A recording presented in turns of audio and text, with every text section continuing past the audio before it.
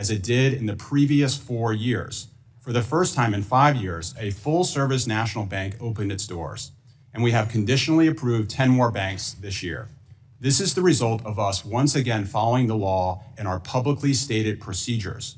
The OCC is also returning to risk-based supervision rooted in law and emphasizing examiner judgment, not arbitrary checklists. We are hardwiring the foundations of supervision, such as the definition of unsafe and unsound practices, into regulation, and are reviewing past supervisory criticisms and enforcement actions to ensure alignment with our standard for material financial risks. But we, like the banking system itself, must always look towards the future. Our job is to facilitate, not stymie, responsible innovation. We are working to respond to comments on our Genius Act proposal and finalize it. Just as the National Bank Act brought an end to the wildcat banking of the 1800s, the Genius Act and our rule will help ensure appropriate consumer protections for stablecoin users. In other words, our regulation will help ensure that all OCC institutions are able to satisfy their obligations, including both deposits and stablecoins. The OCC is working to facilitate innovation outside the Genius Act as well. We, along with the other federal banking agencies, revised our model risk management guidance to avoid impeding banks' use of AI. We also plan to seek information from the public on what additional guidance would be helpful. Our banking system will only remain relevant and trusted if it resists pressure to deny access based on political or religious beliefs or lawful business activity. We have made considerable progress in reviewing the activities of the largest national banks and are investigating complaints of alleged debanking consistent with the President's executive order. We will continue to follow the evidence and report on our findings as appropriate. We have moved quickly to fix long-standing problems of agency management. The OCC too often relied on costly outside contractors for many core IT functions. Since I arrived, we have eliminated the need for 165 contractors, saving $75 million in the process. Our bank examiners also lacked modern technology to do their jobs. This summer, we will begin replacing IT platforms from the early 2000s with modern tools. These efforts help fulfill our core mission while reducing assessment costs. Since its creation during the Civil War, the OCC's nationwide banking markets created the economic union necessary to support the political union forged on the battlefields. We at the OCC are proud of our role, particularly as we celebrate our country's 250th anniversary. But we take nothing for granted, and we work hard to support the growth and dynamism that have defined our federal banking system since its inception. Thank you. Thank you, Mr. Gould. Mr. Halpin, you're recognized for 5 minutes, sir. Thank you, Chairman Hill, Ranking Member Waters, members of the committee. Thank you for the opportunity. As the current chair, I remain dedicated to serving in this role and no other until my successor is confirmed. President Trump has nominated Mr. John Cruz to the NCUA board. He's a seasoned, committed leader, track record of balancing innovation. In other words, he's well suited for the role. I'm confident Mr. Cruz will strengthen the agency even further, and I wish him best as he goes through the Senate confirmation process.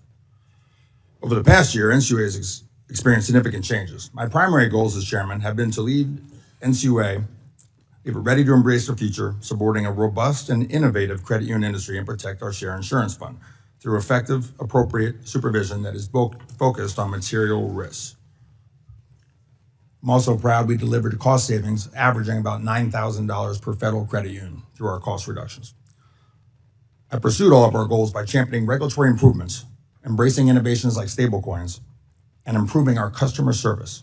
As digital currency and stablecoins reshape the global financial system, credit unions have an opportunity to embrace this transformation from a solid foundation of safety and soundness. Stablecoins can make payments faster, cheaper, and more inclusive. On May 15th, we announced a proposed rulemaking for permitted payment stablecoin issuers, our second rulemaking required under the Genius Act.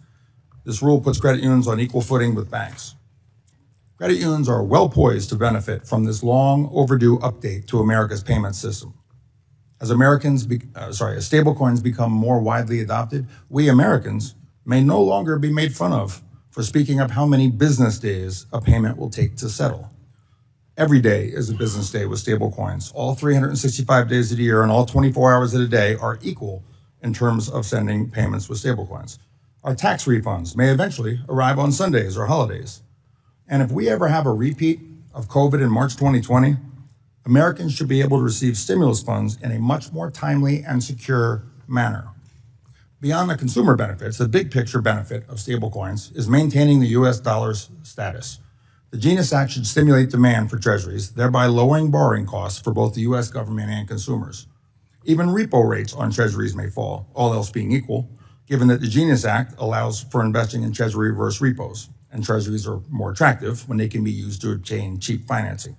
And for all the debate about the effect on deposits held at our domestic banks and credit unions, a large portion of the money is expected to flow into stablecoins from abroad. Over 80% of existing dollar stablecoin usage is outside the United States. When Americans use the phrase dollar stablecoins, we tend to focus on the stablecoin part, because stablecoins are a much better settlement token in dollars. They're a bit like using poker chips, in that the transactions are easier, but they only work if they are indeed stable and interchangeable with US dollars. But for people abroad, it's the dollar part of the phrase dollar stablecoin. That's what's important to them. We as Americans may have gotten so used to the dollar's global dominance that we don't notice what an advantage we have. But just ask the British what it's like to lose reserve currency status.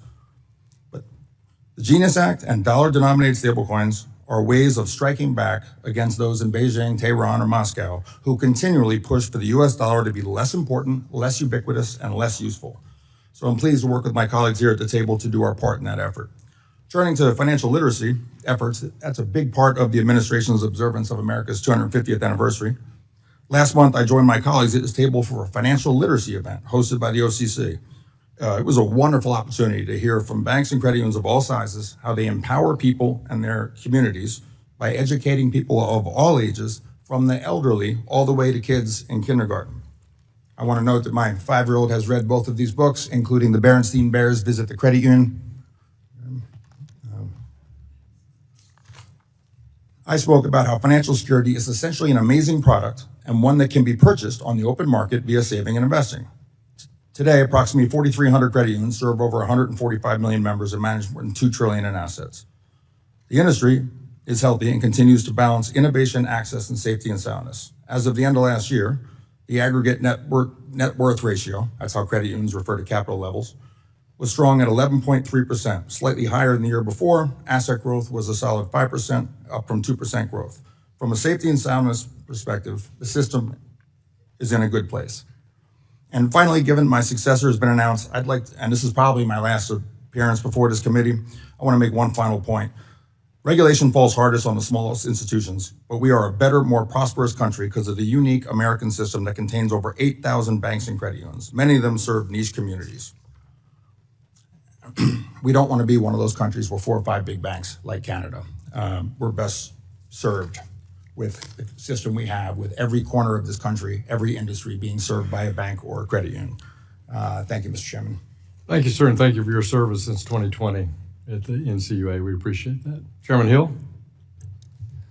Chairman Hill, Ranking Member Waters, and members of the committee, thank you for the opportunity to testify today about the FDIC's ongoing work to strengthen our regulatory and supervisory framework while we continue to fulfill our core mission of ensuring deposits, promoting bank safety and soundness, and resolving failed institutions. Over the past year and a half, we have advanced a number of key policy priorities, including reforming supervision to focus on material financial risks, modernizing capital standards, improving our resolution readiness, and implementing the GENIUS Act, among others.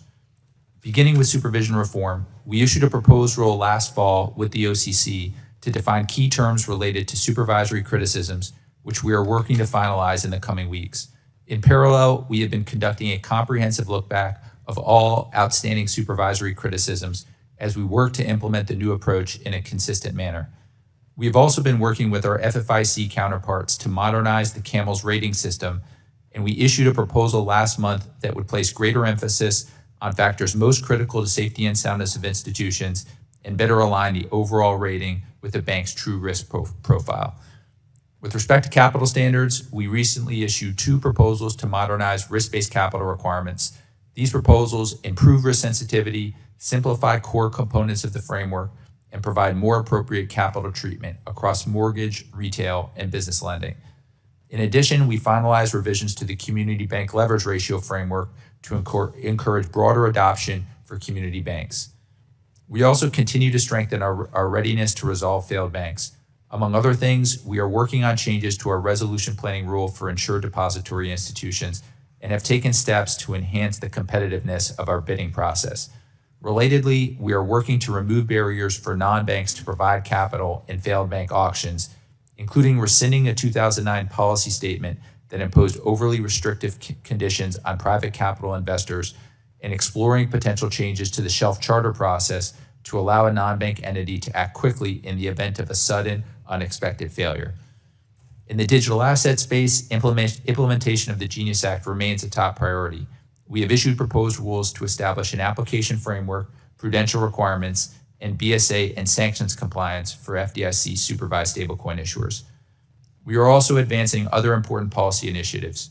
These include modernizing BSA AML program requirements, updating our information disclosure rules, and revising model risk and third-party risk management guidance to remove unnecessary barriers and encourage appropriate use of new technologies.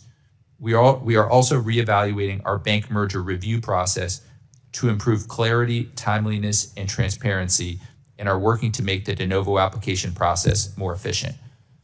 Earlier this year, we finalized a rule removing reputation risk as a basis of supervisory criticism. The rule makes clear that the FDIC will not require, instruct, or encourage an institution to close customer accounts or take other actions on the basis of a person's or entity's political, social, cultural, or religious views or beliefs, constitutionally protected speech, or solely on the basis of politically disfavored but lawful business activities perceived to present reputation risk. Finally, the FDIC continues to make progress in improving workplace culture. We have taken significant steps to improve accountability, enhance reporting and response processes, and reinforce expectations for professional conduct across the organization. I remain committed to ensuring that the FDIC maintains a culture grounded in professionalism, accountability, and respect to ensure that our workforce continues to fulfill our important mission. Thank you for the opportunity to testify today. I look forward to answering your questions.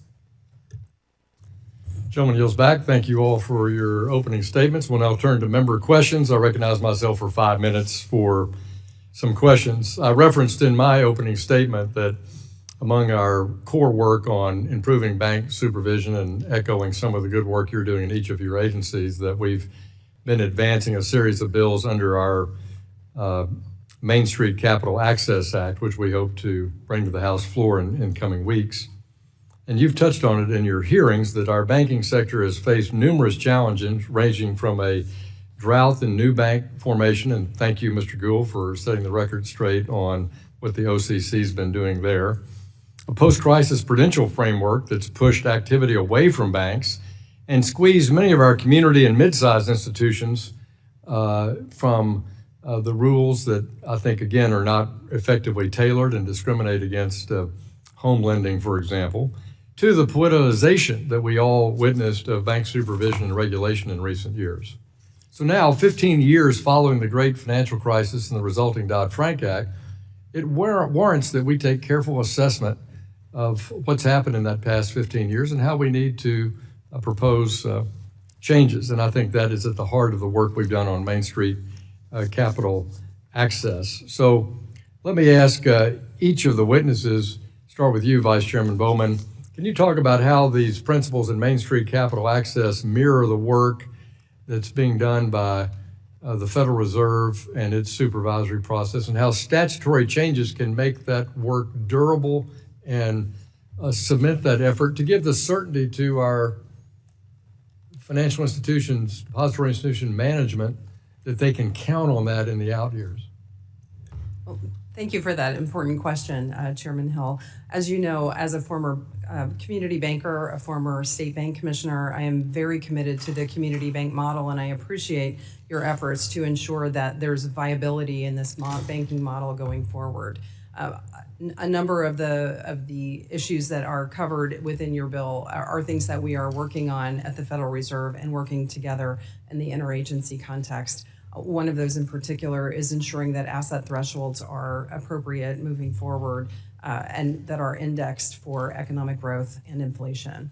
So I'll stop here. Yeah, thank you. Well, Chairman Barr and I have just worked so hard on this over many, many years, and we really appreciate the work of the agencies, but we're trying to put it into law.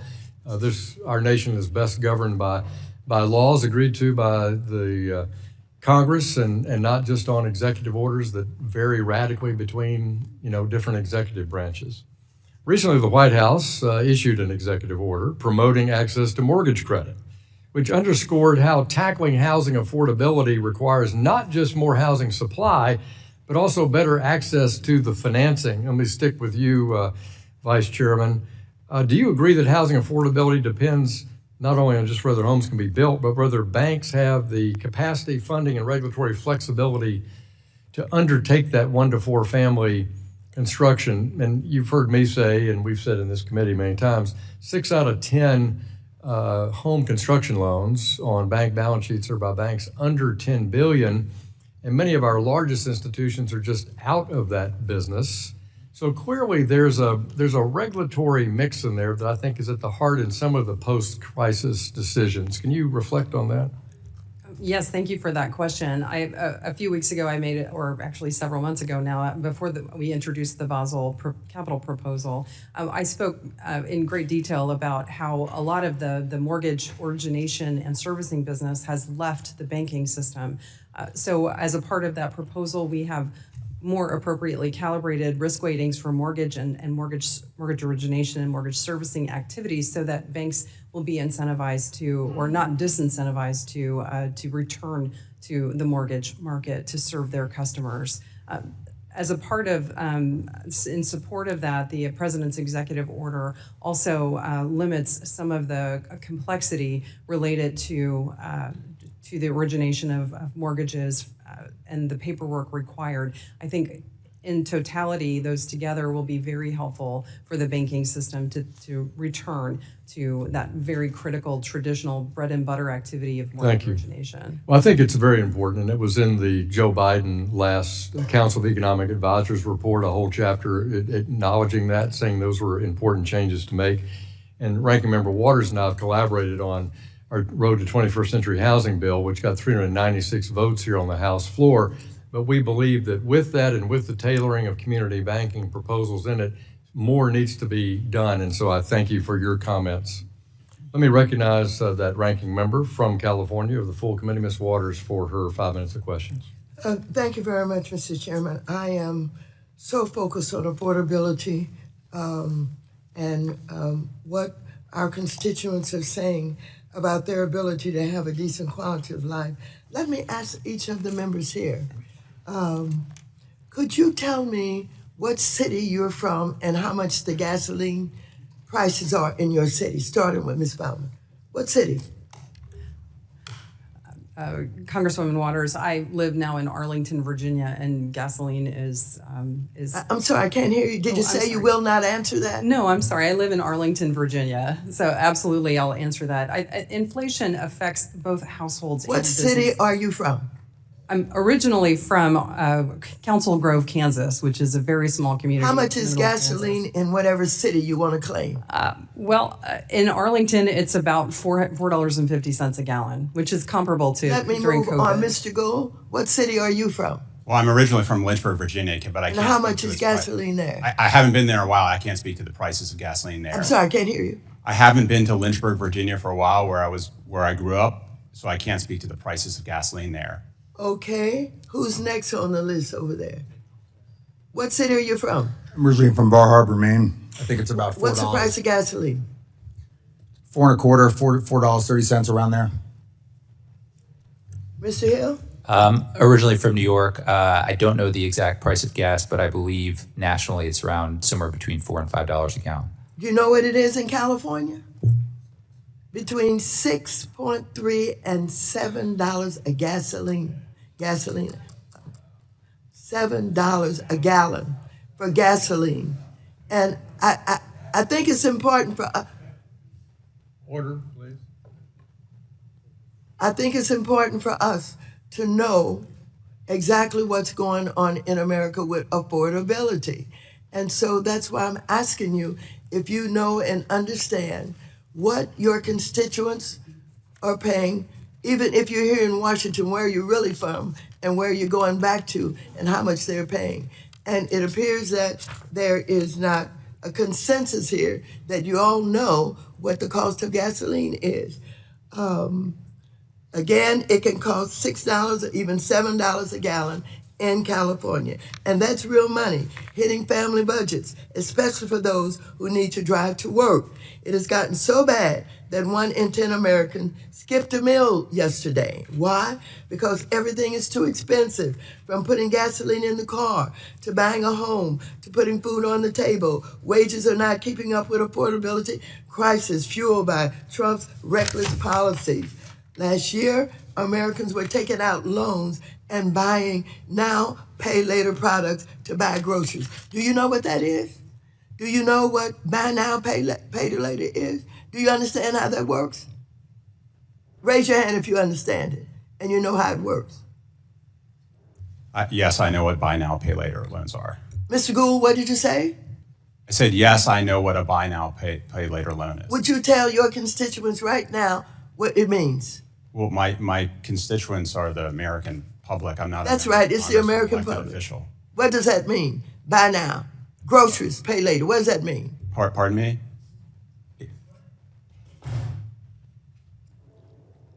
Okay, all right, we'll move on. And do you know who is doing well? Corporate executives. Their compensation grew 20 times faster than working Americans last year. Did you know that, Ms. Baumann? Yes. Did you know that, Mr. Gould? Not aware of the facts which you're talking about. Be happy to look into them. Okay. Their compensation grew 20 times faster than working Americans last year. Who knows that and who understands that? Mr. Hill, did you know that? Like the Comptroller, we'd have to look into that, but happy to follow up. Now we're not that far removed from a close call we had to a big financial crisis when Silicon Valley Bank and 2 other regional banks failed 3 years ago. Community banks and credit unions are having a tougher time to compete with the mega banks. But looking at your actions, you seem to be doing all you can to make life easier for the biggest banks and their executives. This includes the Trump administration's efforts to shut down the Consumer Financial Protection Bureau. As a result, there are no exams being done of mega banks to see if they're complying with consumer protection laws. Does anyone think the mega banks, which have paid hundreds of billions of dollars in fines for violating the law, are now perfect angels? Are they doing okay? Congresswoman, the CEO of the biggest bank in this country. Gentleman's time has expired. Chair now recognizes our Vice Chairman of the full committee. Mr. Chairman, I have a point. Gentleman from New York.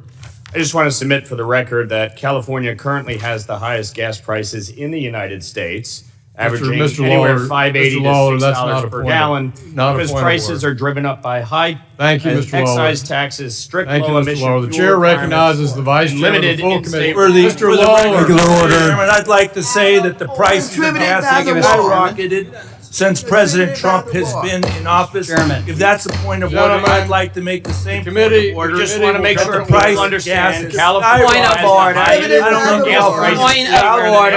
Mr. Lawler. Mr. Chairman, Mr. point of Vargas. order. Mr. Lawler is out of order, and I've already ruled Mr. of Lawler order. out of order. Everyone is out of order. Oh, we're in The ti- order when we're talking about the The American gentlewoman's time has expired. The gentleman, I want the more Vice time. Chair.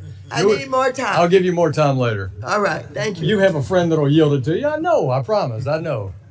The Vice Chairman of the full committee, who is patiently waiting, Mr. Huizenga of Michigan, you're recognized for 5 minutes. Thank you. Well, thank you, Mr. Chairman, and not to add to the cacophony, but I bought gas at $3.93 a gallon at my local Sam's Club in Holland, Michigan on Saturday, and $3.99 was the predominant price. I, too, have my own understandings of why gas might be 50% more than that in California, but nonetheless, I'm going to start with you, Vice Chair Bowman.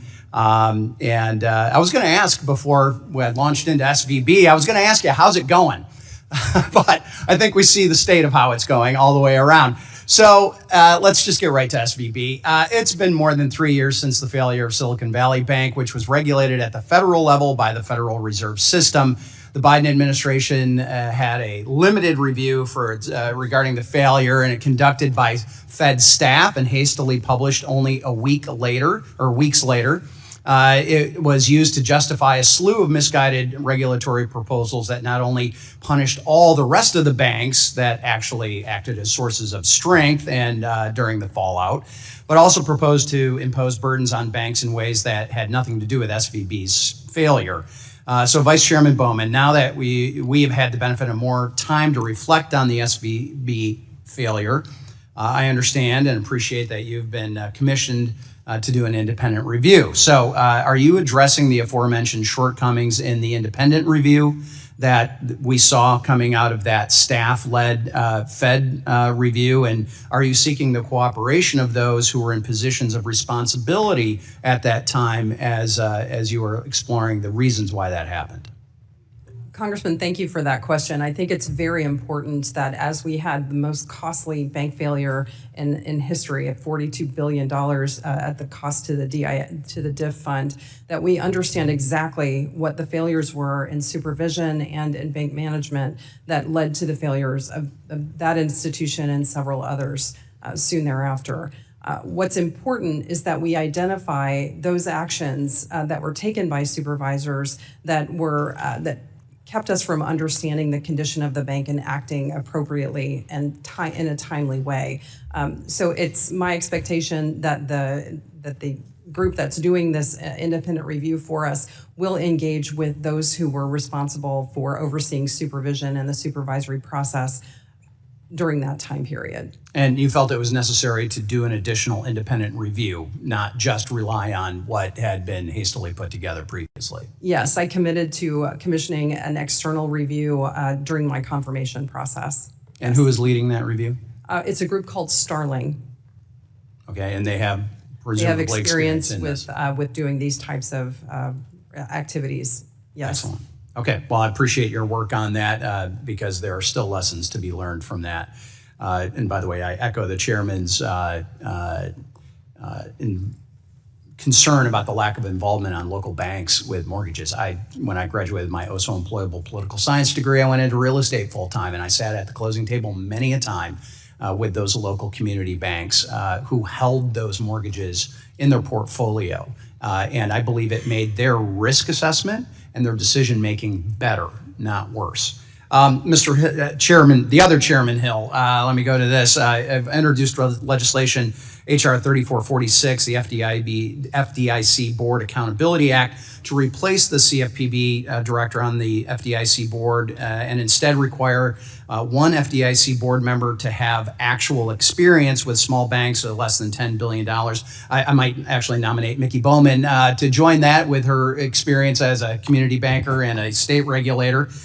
This bill was included in the Mainstream Act. How important is it for the FDIC board itself to include members with direct experience working with community banks, and could having that expertise at the board level lead to better informed policy making? Well, thank you, Congressman. As you know, the FDIC is the primary federal supervisor for the majority of community banks in America. And so I think having direct experience with community banks is vital and would be extremely valuable for the FDIC. We would certainly welcome Vice Chair Bowman if she wanted to join our board, though I think she's going to be the Marco Rubio things. of regulators, I think. Yeah, one more hat. But, well, it just seems to me that while we have some colleagues calling this, quote, reckless deregulation, it seems to me that most should actually call this common sense. When I look at a CFPB director who's politically appointed versus an actual practitioner, I side with the practitioner. So with that, Mr. Chairman, unless apparently I could have the ranking member's extra time that she had been requested, I will yield back to the chair.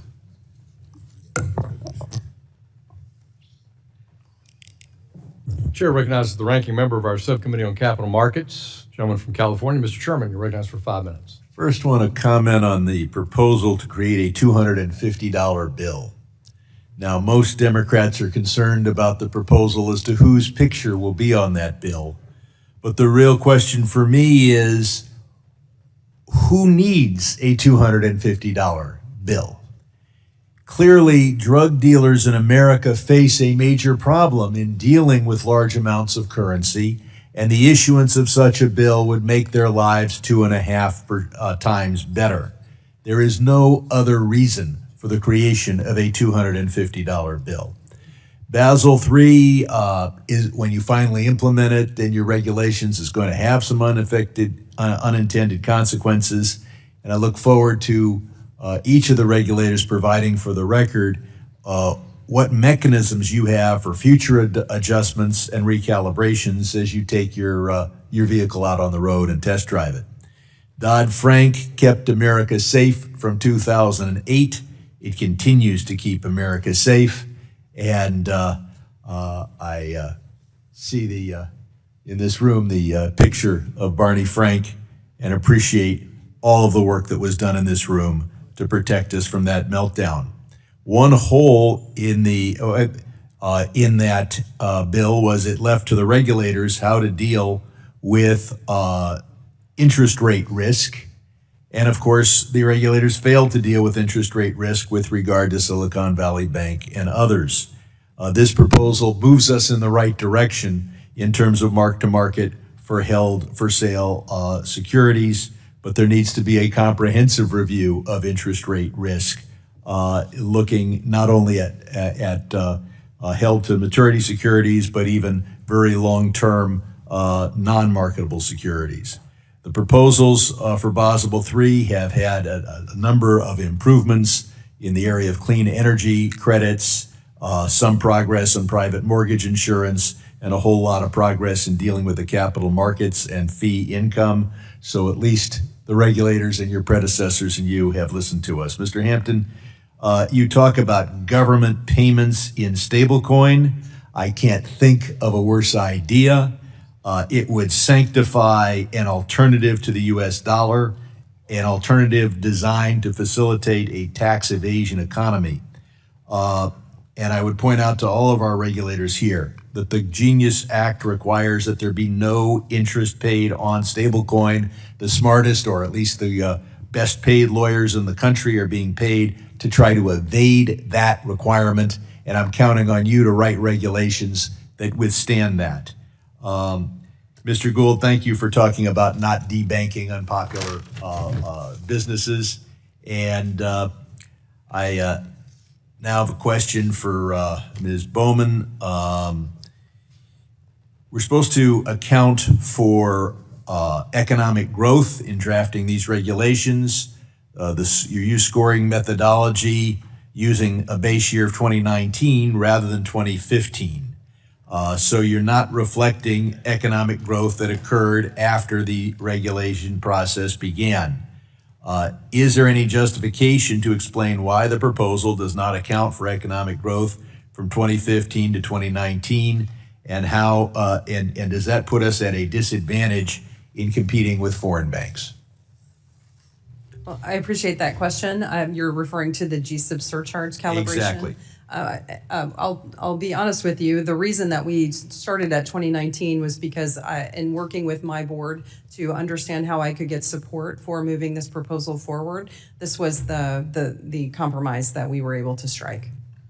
But what justifies not, other than saying, well, we got together and we picked it, what justifies ignoring growth between 2015 and 2019? Well, we also recognize that in 2019, many of my board members stated that the level of capital in the banking system was just about right. So it was as I said, it was a compromise. We did discuss and review going back to 2015. It would have lowered the capital requirements to a level that some were uncomfortable with. So well, yes, the chairman commented that the capital levels were just about right in 2019. So then you go back to 2015. I'm surprised the only defense you have for this rule is, well, we got together and we discussed it, and some people wanted to do it, so that wanted to go in one direction or the other direction. I don't think there's any reason not to ignore the 4 years of economic growth. And I yield back. Thank you for that, Mr. Sherman. Recognize the chair of our Housing and Insurance Subcommittee, the gentleman from Nebraska, Mr. Flood. You're recognized for 5 minutes. Thank you, Mr. Chairman. I'd like to focus my questions this morning on two subtopics. Number one, the rollout of the Basel III Endgame proposal and the implementation of the Genius Act for stablecoins. I sent a letter with Senator Ricketts back in February requesting that you all address the cap on mortgage servicing assets as applied to the Common Equity Tier 1 formula for banks across the country. This cap is a significant barrier, particularly for smaller banks that have very little capacity to participate in mortgage servicing with the cap. I was very pleased to see that the current proposal removes the mortgage servicing deduction entirely, and I do believe that this change will make it easier for institutions, both large and small, to participate in mortgage servicing. This question is for Vice Chair Bowman, Comptroller Gould, and Chairman Hill. Can you each address why you thought the cap should be removed on mortgage servicing assets in the proposal? And then can you also talk about any other changes that you'd like to highlight in the rulemaking that you feel will help get banks back in the mortgage business? We'll start with Ms. Baumann. Thank you for the question. As I mentioned earlier, the mortgage servicing business and the mortgage origination business has been a very traditional banking activity and is a primary source of relationship lending for community banks in particular. So we wanted to find ways to incentivize and encourage banks to return to the mortgage business so that they could serve their customers. This was one way that we could do that. Thank you very much, Mr. Gould. Thank you. I would just note that we made a number of changes post-2008 that pushed some of these activities, including mortgages, outside of the banking system, I think to our detriment. If I could make a broader contextual point, if I may, last week, Secretary Bessent gave a tour de force speech at the Reagan Economic Summit. Some of you, I think, were there, entitled While America Slept. And he linked specifically the connection between economic security and national security. A lot of what we are doing today, a lot of what I'm doing at the OCC is making sure that we are empowering banks and restoring them to their proper role of being able to promote economic growth in this country, which is essential to economic security, which, as Secretary Bessent has so eloquently linked it, is also essential to national security. So that is a broader context in which I think you should view many of the actions that I, at least at the OCC, am taking. Thank you, Chairman. Chairman Hill? Yeah, I would just echo that I think removing some of the obstacles to banks engaging in the mortgage business is extremely important. One other piece of the Basel proposal that is also, I think, very important is the improved risk sensitivity for mortgages that are held on balance sheet by tying it to loan to value ratios. I think that will go a long way in encouraging banks to originate and retain more mortgages and reduce the amount of mortgages that are being funneled through the GSEs. Thank you. Next, I'd like to talk about the implementation of the GENIUS Act. In April, the Department of Treasury issued an advance notice of proposed rulemaking for determining whether an existing state-level stablecoin regulatory regime is substantially similar to the federal regime pursuant to the GENIUS Act. This is the first step towards a process that will ultimately allow some stablecoin issuers to be regulated at the state level. I passed a bill to make Nebraska the second state in the nation to allow state charter banks to custody digital assets. Once these rules are finalized, an entity called the Stablecoin Certification Review Committee will review state laws to ensure they meet the criteria for GENIUS Act. The committee will be the Secretary of Treasury, either the chair of the Federal Reserve or the vice chair of supervision, and the chair of the Federal Deposit Corporation. Vice Chair Baumann, have you discussed this with Chairman Warsh, and do you know whether you'll be the representative from the Federal Reserve on the Stablecoin Certification Review Committee, or if it will be Chairman Warsh? Well, thank you for including the Federal Reserve in this initiative. We have not yet had the opportunity to discuss that, but it clearly is an important issue. Thank you. It's important to me that we continue to keep this state and federal pathway in stablecoins. Served in the state legislature for 10 years. States are little laboratories for democracy, and there's a lot of innovation that's happening there. I guess with the remaining time I have, I would advise this committee that thanks to Nebraska corn, gasoline is 40% cheaper if you use ethanol. And so if we want to bring down gas prices, buy more ethanol, year-round E15, and go Huskers. I yield back. Gentleman yields back. My pleasure to recognize the gentleman from New York, our ranking member of our House Foreign Affairs Committee, Mr. Meeks. You're recognized for 5 minutes. Thank you, Mr. Chairman. And just to that, let me just say, I think it's, just to get the record straight, since I am the ranking member on the House Foreign Affairs Committee, that since the president's war of choice in Iran, across America, Americans are paying more than 50% between 40 and 50% more per gallon since the Iran war. That's according to the AAA. Just want that record to be clear that Americans are paying more across the country, including in Mr. Lawler's district, where it's about $4.50, if I recall correctly, because I'm in New York also. But let me ask this question. Let me make this quote, folks. The business of banking is built on trust and confidence. Competent bank supervision is a prerequisite to restoring that trust and confidence. Does that statement sound familiar to anybody? No? Well, I'll tell you where the statement came from. That statement was made by Mr. Gould back in 2023 in front of this body in a subcommittee hearing. Do you recall that, Mr. Gould? I don't recall the exact quote, but it sure sounds like my words. Thank you, Congressman. And would you stand by that today? Yes, and specifically, I would note that we lacked competent bank supervision in the lead up to Silicon Valley Bank. Okay, good. So you would probably also agree that competent bank supervision requires holding everyone to the same standard, regardless of who they are. Is that also correct? Yes or no? Because I got. Is that to me, Congressman? Yes, to you.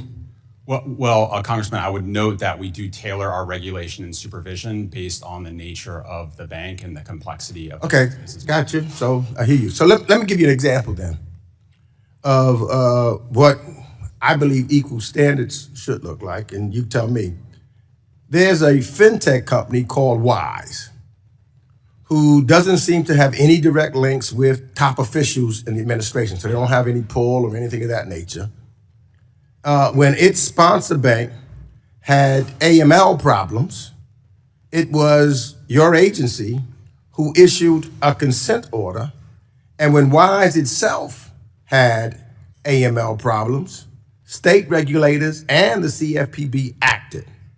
So I think that the OCC seems to have the tools necessary to conduct adequate oversight. I think that they do have that. Now, Mr. Gould, can an applicant obtain an OCC charter without demonstrating adequate BSA or AML compliance? Yes or no? Well, Congressman, the OCC's guidelines are established by statute and are detailed and exquisite. I just need to know, do they have to have BSA and or AML compliance? Well, yes or no? Congressman, it's not as simple as a yes or no, and I think So they could be out of compliance? I'd be doing a disservice to the members of this committee if I pretended that it was as simple as a Okay, yes or I no. just tried to say When we're talking about a bank, let me go this far. Let me ask you this. They don't actually have BSA Let me ask you compliance this. yet. Let's talk about something else then. Let's talk about President Trump and his son's crypto company called World Liberty Financial. That company applied to the OCC for a federal banking license to issue their own digital dollar. And at the same time, a foreign government-linked investor reportedly acquired nearly half of the company. And I'm sure you're aware that the crypto exchange Binance, which holds nearly 90% of the digital dollar issued by the World Liberty Financial, pleaded guilty in 2023 to sanctions and money laundering violations. And it doesn't stop there. That same exchange permitted more than $1 billion in cryptocurrency transactions to Iran and terrorist organizations. But that didn't stop the president and his sons from putting their flagship digital assets on the criminal exchange. And that same company directly involves and actively lines the pockets of the president's family today. So let's not beat around the bush, Mr. Gold, because I'm going to ask a few questions that I know you may want to filibuster. Will you commit today that you will do your job as a regulator and ensure that the World Liberty Financial is held to the same level of scrutiny as every other applicant like Wise before the OCC? And, because this is giving you an opportunity to prove if you're still working on behalf of the American people, or have you ceded your role to serve as a fixer for the Trump family? Which is it, Mr. Gold? Are you working for the American people? Gentleman's or are time you has working for the expired. Trump family? Let the gentleman answer. The gentleman can answer in writing. It's a good question. He'll answer it in writing. Now. chair recognizes the House Majority Whip, Mr. Emmer of Minnesota, for 5 minutes. Thank you, Mr. Chair, and thank you all for being here today. I'd like to start by commending the agencies for the meaningful improvements that have been made to the original 2023 Basel III proposal. There's a significant amount of technical and highly complex work that went into developing this updated proposal, and we recognize that calibrating a modern capital framework requires careful judgment across a range of competing objectives. There is no hiding that the 2023 proposal caused serious heartburn across a broad spectrum of industries and political viewpoints, with criticism emerging from multiple sectors of the economy and spanning across party and ideological lines. Chief among those concerns was the why. U.S. banks are some of the most resilient and well-capitalized in the world, yet former Vice Chair Barr and the rest of the Biden-era prudential regulators believed that there needed to be higher capital requirements without adequately demonstrating the need for them through quantitative analysis. Unfortunately, all of this was done at the expense of everyday Americans. Higher capital requirements reduced credit availability, increasing borrowing costs, and limiting access to financing for first-time home buyers and small businesses. That said, it's evident that those concerns were carefully considered, and I believe this updated proposal is in a much better place today than it was 2.5 years ago. One of those improvements is the continued focus on tailoring, recognizing that not all institutions pose the same level of risk and that regulatory frameworks should reflect difference in size, complexity, and business model. Vice Chair Bowman, as you move toward a final rule, how are you ensuring that the framework remains appropriately tailored and risk-sensitive over time so firms are not inadvertently captured simply due to growth or broader economic changes?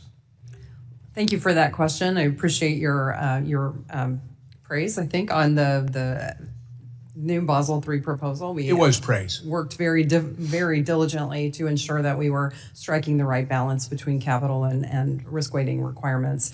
The way that we're working to ensure that we are capturing the right banks at the right levels is to ensure that there is an indexing for the requirements and responsibilities. We're using nominal GDP as our index weight for that. Okay, great.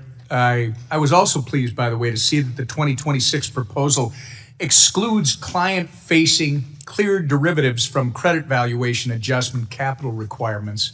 However, I noticed there isn't a full CVA exemption for end users, with the proposal increasing capital on these transactions by 96%. Vice Chair Bowman, again, can you briefly walk us through your thinking on this, as it's vitally important to allow our farmers and ag businesses to hedge risk in the most effective way possible?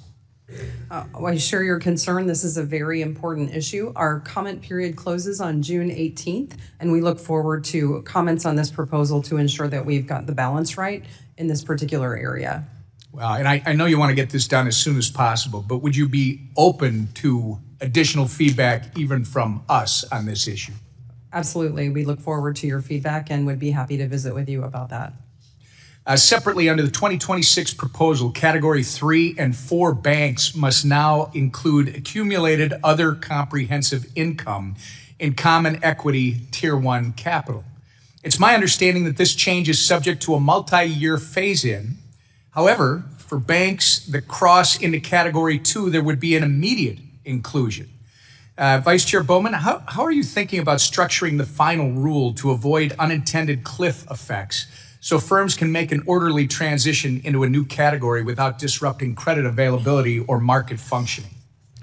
It's not necessarily addressed in the Basel proposal, but there are a number of considerations that we're taking in different forms that would address the categories and the delineations of those categories as we're thinking about asset thresholds more generally. Well, thank you. I see the time is running short. I may have some things that I'll follow up with separate from the hearing. And with that, Mr. Chairman, I yield back. Gentleman yields back. We're going to suspend for a moment.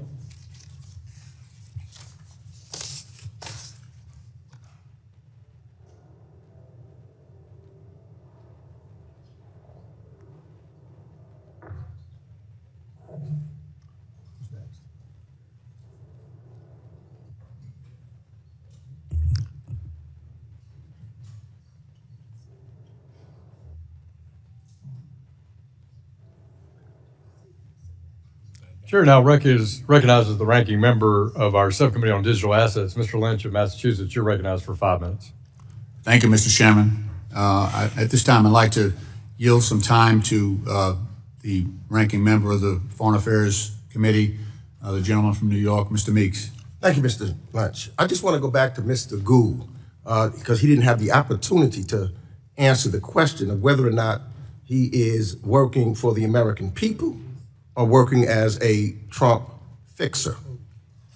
Which one is it? Well, thank you for the opportunity to respond. You can recite unsubstantiated allegation after unsubstantiated allegation, and you can attempt to pressure me as your Democratic colleague. I'm not reciting anything. I'm just saying that I know what I gave you 2 examples. An unprecedented extent. But we at the OCC, I gave you wise, our jobs and I gave you Trump. To follow the law. So let me just ask you this. Let me just ask you this. Thank you, sir. Let me just ask you this, and I'm gonna give Mr. Lynch back his time. So if the LCC approves this application, will you commit that you will come back to this committee to personally appear before this committee and explain your decision? Because we're talking about transparency here. Transparency for the American people. Congressman, will you your attempts to continue to pressure me are the only political pressure I felt you are acting as other than your Senate colleagues. Well, that is very unfortunate. I reclaim my time. I reclaim my time. I reclaim my time. Obviously, you will not come back. Obviously, you do not want the American people to see transparency. Obviously, you are. What we will obviously do, Congressman, I yield the is time our back job under the statute and consistent with reclaiming my time. Procedures. Ms. Bowman, I've got an overriding concern about just generally the convergence of traditional banking, where we have a lot of safeguards and guardrails, and what's happening in crypto. As I'm sure you're aware, yes, we've been experiencing a so-called crypto crash recently, and I know that the Kraken was recently, well, a while back, was given a Federal Reserve master account. That was granted even before we had the framework set up. Are we looking closely at what's going on with Kraken and whether they're in full compliance given the nosedive that crypto has taken recently? Thank you for that question. Congressman Lynch, the Federal Reserve has a process for approving applications, a tiered approach for approving applications for access to the payment system. Our approach for Kraken was for a limited purpose and for a limited period of time. The Kansas City Reserve Bank approved that limited purpose application, and the 12 months will lapse early next year. We look forward to understanding how that entity will be using its access, very limited access to the payment system, to understand how other similar entities might use that an account as well. Okay, that's fair. Thank you. I do want to comment, though. Each of the regulators has rescinded its earlier guidance. So we go back a year and a half, 2 years ago. We had a standard guidance to banks just to use caution because crypto is a speculative asset, as we've seen recently, and yet all of the lessons we've learned, from going back to the Great Depression, the bank crisis, even as recently as 2008, was to try to create stability in the banks. So those missions seem to be in conflict. The speculative aspect of crypto, and yet the stability and safety and soundness of these banks seem to be in conflict. And now we don't have the CFPB, so they're not a cop on the beat anymore. You've relinquished the one guidance that was out there that told banks, be careful about investing in crypto. So what are we doing now? What's out there that's going to protect depositors and retail investors and the banks themselves in terms of safety and soundness now that we're not giving them that type of guidance? One of the concerns that we had about that guidance was that it was much more broad than the single issue that you're talking about. What we want to make sure is that our banking system is positioned to adopt innovation where it's necessary for them to meet the expectations of their customers and consumers, and to be able to be positioned to support the U.S. economy as it's growing and it's evolving to adopt some of these technologies. As we're looking at our supervision of banks under our purview at the Federal Reserve, we work closely with them to ensure that they're adopting innovation in a safe and sound manner, but that we're working together with them as we're working to develop our Genius Act responsibilities and introduce our frameworks. Gentleman's time has expired. Can I just ask, will there be a report at the end when Kraken, when that period expires, and would you offer that to the committee? I don't have anything for you on that right now, but I'd be happy to talk to the Kansas City Reserve. Gentleman's time is expired. Yield back. Now recognize the gentleman from New York, Mr. Lawler, for 5 minutes. Thank you, Mr. Chairman. I'd like to submit for the record an article from U.S. News, a look at gas prices around the world, which explains why California has the highest gas prices in America. Without objection. Thank you, Mr. Chairman, and thank you to our witnesses for your testimony today. I appreciate the work and leadership each of you has put into revising the original Basel III proposal. I support the revised proposal. It represents a significant improvement. The new proposal attempts to address the overlap between risk-based capital and stress tests in the treatment of market and operational risk. While I appreciate the consideration behind the agency's approach, more comprehensive amendments to include stress testing would be needed to address this overlap fully. Vice Chair Bowman, how do you plan to more finely tune the requirements to optimize the balance between capital requirements and costs? Well, the comment period on the Basel proposal and the other capital proposals ends on June 18th, and we look forward to reviewing all of the comments and would be happy to discuss any concerns that you have with you directly. On other issues and other matters, we have the stress testing proposal has not yet been finalized. It will be hopefully by the end of this year, and we're optimistic that we will address the overlaps that existed between the original stress testing framework and the Basel proposals as we're completing that work. Now, we've seen a dramatic rise in fraud, from AI-generated impersonation scams to criminals exploiting gaps in the telecom and payments ecosystem. The reality is that fraudsters are innovating faster than the system built to stop them, and consumers and financial institutions are paying the price. Comptroller Gould, how can the government do more to help consumers and financial institutions prevent fraudsters from being successful? Well, thank you very much for the question, Congressman. The agencies together did a RFI last year, and from that RFI, I think, or at least I learned a number of things, including the necessity of increasing data sharing around fraud so that more stakeholders have access to potential fraud actors.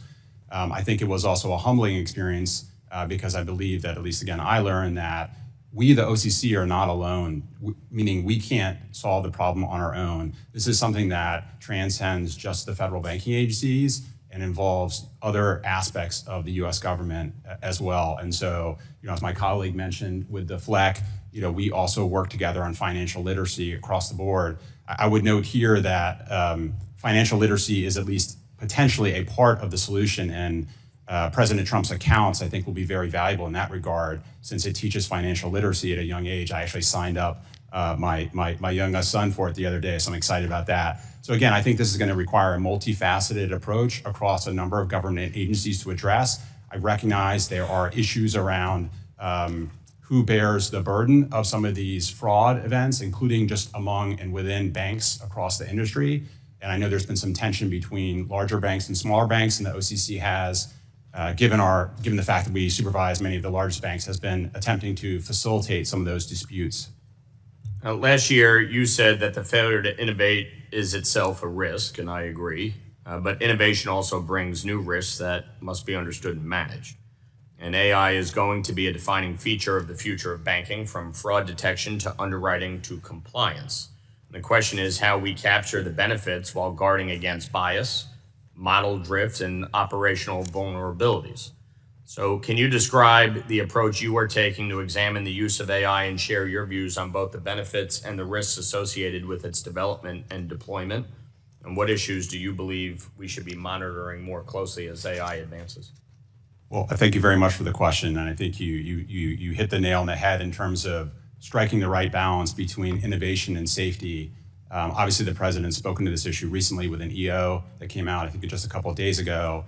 In terms of the OCC, we view AI as both a potential opportunity, both to improve how we manage our own agency as well as how we supervise banks, including larger banks, where it is very hard for us to do enough kind of statistical sampling and credit file reviews to get direct experience of the risks in those banks.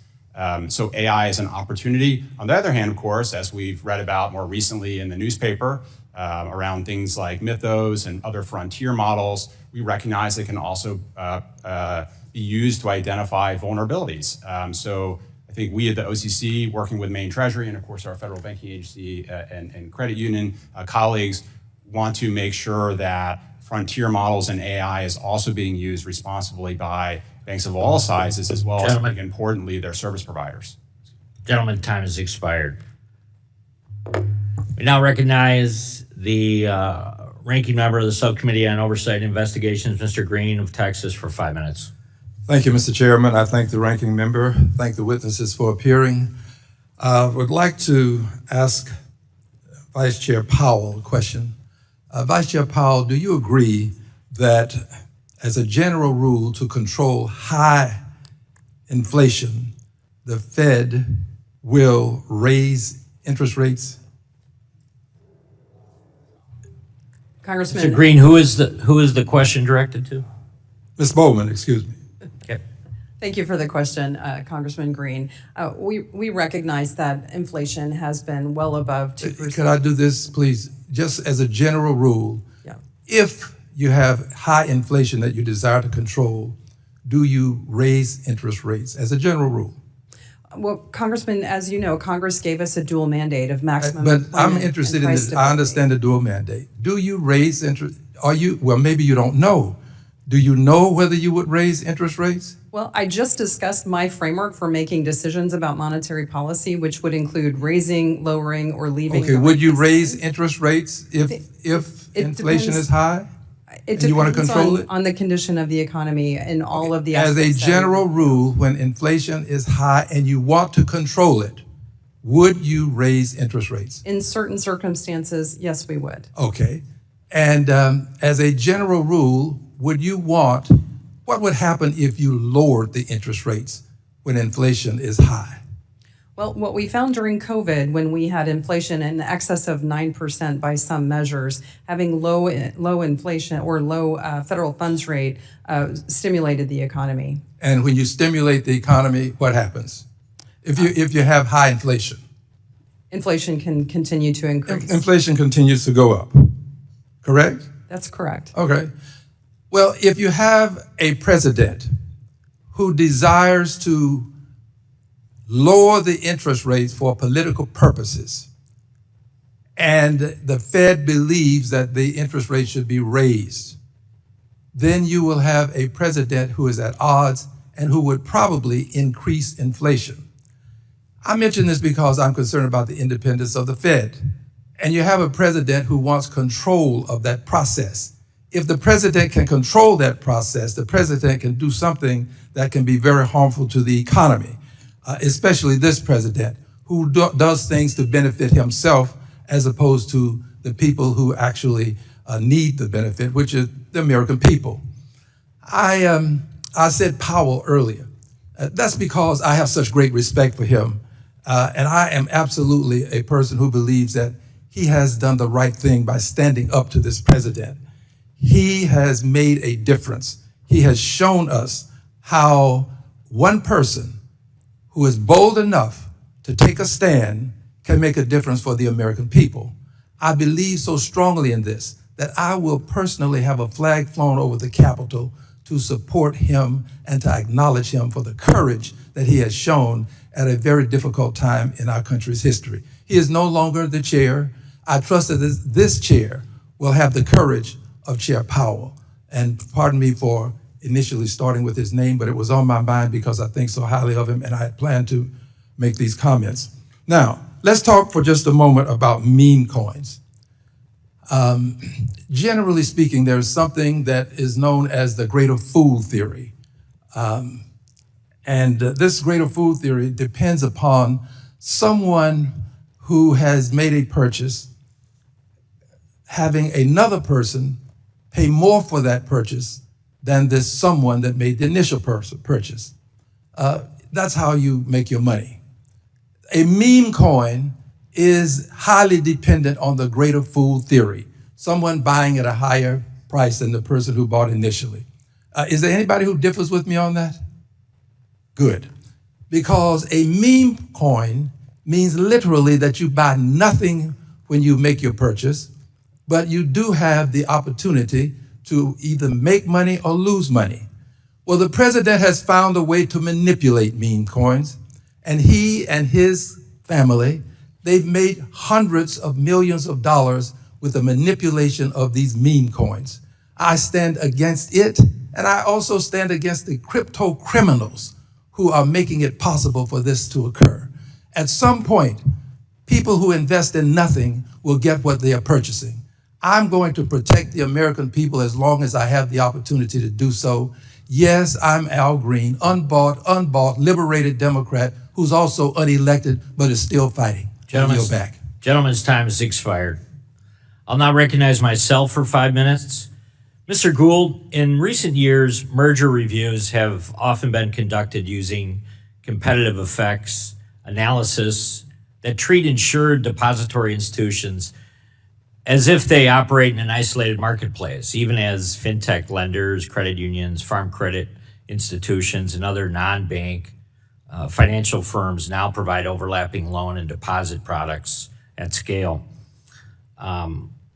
As the OCC evaluates future transactions, how do you intend to incorporate kind of the non-bank competitors into the assessment of the market concentration?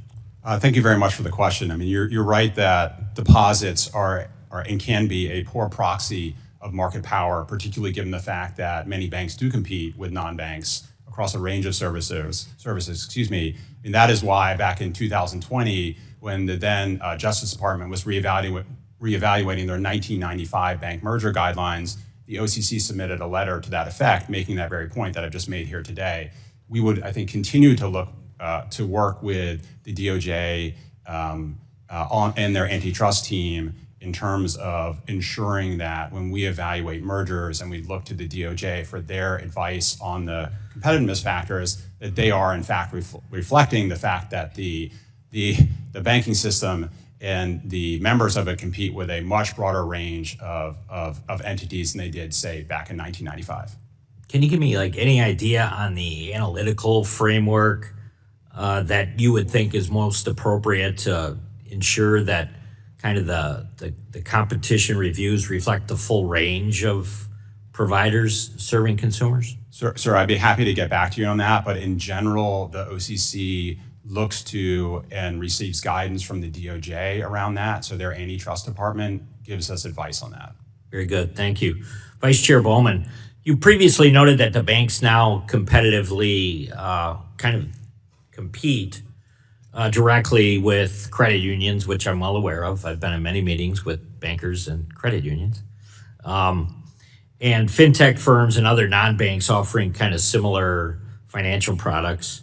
In the context of the bank merger reviews, would it be helpful for the Federal Reserve to update kind of the competitive analysis to reflect the broader landscape and kind of including all of these different entities? Because it probably would give us a better snapshot on the concentration of findings that probably match the reality of the markets out there right now. Thank you for that question, Congressman. Yes, it would be incredibly helpful for us to update that merger analysis, especially the competitive factors and the landscape of competition and how we weight each presence of different types of entities in that review. Very good. Mr. Gould, I'm going to go back to you. Under the prior administration, the OCC's merger posture largely ignored the reality that small and mid-sized banks face escalating compliance burdens, and competition from regulated institutions. We often hear that community banks say consolidation is no longer optional, but almost means of survival out there. Is a survival mechanism due to compliance costs and competitive asymmetrics? How do you view that kind of landscape right now? Thank you for the question. Just to make sure I understand, are you talking about kind of smaller banks or mid-sized regionals or just the whole gamut? Yeah, I mean, when people come into my office and we visit with the banks, it's kind of a myriad of discussion about what's developing kind of regionally in a state, or how might they kind of better position themselves? Well, I think it's definitely been the case, as the Vice Chairman noted, that some of the expectations, particularly supervisory expectations, have over time bled down since 2008 to smaller and smaller banks, requiring them to seek economies of scale so they can cover the cost of that additional supervision and compliance. We are and have been, and I think the other federal bank agencies as well, been keen to address this too, which is to reduce some of those regulatory and supervisory burdens, at least where we have discretion to do so as authorized by Congress in statute, to alleviate some of those pressures, such that ultimately, if banks want to merge or consolidate, that's a business decision for them. It's not solely driven by regulatory and supervisory considerations, but the needs of their customers and the evolution of the markets that they purport to serve. Right. Very good. I will yield back, and now I recognize the ranking member of the Subcommittee on Housing and Insurance, Mr. Cleaver of Missouri, for 5 minutes. Thank you, Mr. Chairman. Ms. Bowman, thank you and all of our witnesses for being here. Over the last year and a half, I think, some of us, Mike Flood, Chair of the Housing Committee, myself, Chairman Hill, our ranking members, Maxine Waters, we've spent a rather large amount of time putting together the 21st Century Road to Housing Act. And amazingly, some would probably say magically, it passed the House 396 to 13, which is almost weird, but we did. And so I mention that only because I'm right now, and maybe most of my life, preoccupied with issues related to housing. And the U.S.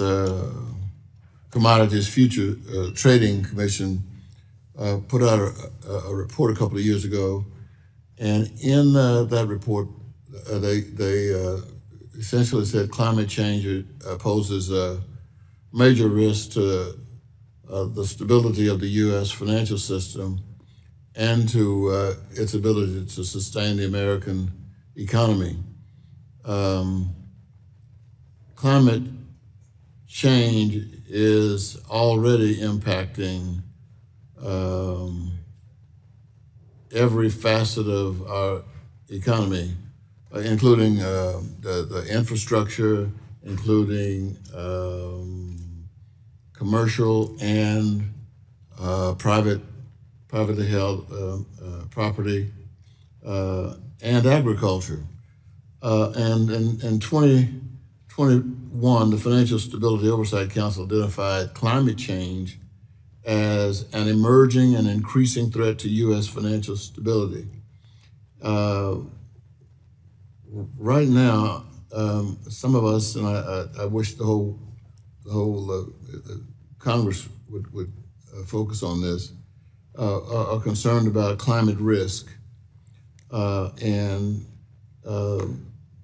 trying to figure out right now, given the physical risk from severe weather events and transition risk associated with changing market technologies and policies continue to affect financial institutions, what specific steps can the Federal Reserve take, or any of us, to ensure that banks are appropriately identify this issue and that they monitor and manage climate change related financial risk?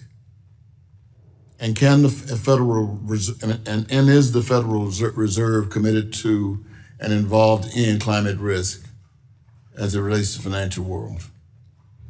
Thank you, Congressman Cleaver, for that question. The Federal Reserve does not have climate change in its remit, but we do recognize that there are risks to banks and to their bank balance sheets from weather events and other related natural disasters. We do require our banks to mitigate for those risks and to take those into account as they're doing underwriting activities. But we don't see climate as a bigger risk than other related risks like financial risks to the balance sheet, but we do require our banks to pay very close attention, especially as they're thinking about real estate, where flooding often occurs, or in agriculture contexts where bankers always have to understand the impacts of related events on a farmer's crops, for example. Well, let me ask any of the other members, how do you assess the United States' current supervisory approach to climate-related financial risk compared to our international peers? Mr. Hill? Thank you for the question, Congressman. We look at things similarly to the Federal Reserve. We do expect banks to be prepared for risks in their operating environment, and that generally would include the potential for weather events. Historically, extreme weather events generally has not presented safety and soundness risk to banks. We have no evidence of banks failing as a result of weather events. That always could change in the future, and so yes, again, we always want banks to be prepared, but we don't view this as a risk that deserves outsized attention compared to other risks. Okay. Thank you. Thank you. Thank you very much. Thank you, sir. I'll now recognize myself for 5 minutes. I'd first like to ask our Comptroller Gould on a question on the GENIUS Act, which we recently passed, of course, here in Congress. How is the OCC preparing to implement the GENIUS Act? What is the timeline? And what are the key rules that you'll put in place so that those folks who are in the stablecoin business can have clear direction in which to move forward? Thank you very much for the question, sir. As you probably know, we have proposed a pretty significant rulemaking. The comment period closed. I think we received over 300 comments. We're in the process of reviewing those comments as quickly as we can and making changes and responding to those comments as necessary to make sure that our final output is something we're proud of and something that appropriately balances both the potential as well as some of the risks that many have noted associated with payment stablecoins.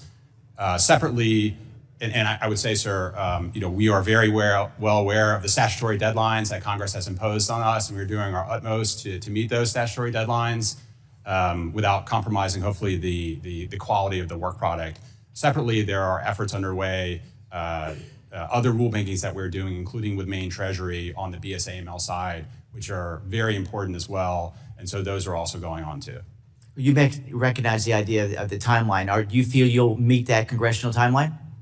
Sir, I couldn't, in good faith, tell you right now whether we will or will not, but we are working very hard. Our teams have been working almost since before the law was signed into, the bill was signed into law by the president. So we've been working very, very hard. I'd like to ask Ms. Bowen, if I could, a question. As we've all recognized with the sharp rise in interest rates starting in 2022, banks like Silicon Valley Bank, of course, just simply failed.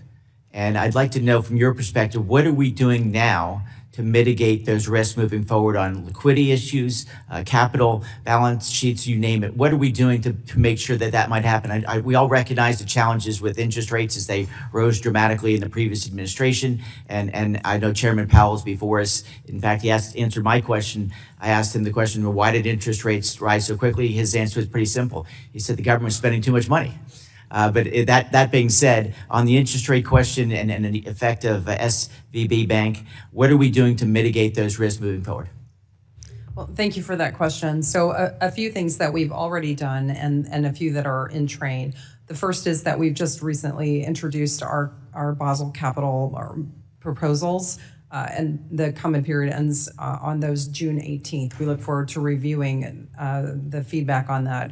That proposal includes a provision on mark-to-market for AOCI, and that may have some impact on that. We look forward to comments. The other issue is, you mentioned liquidity. Together, the regulators are working toward putting together a proposal to address liquidity weaknesses and requirements that we could look at going forward.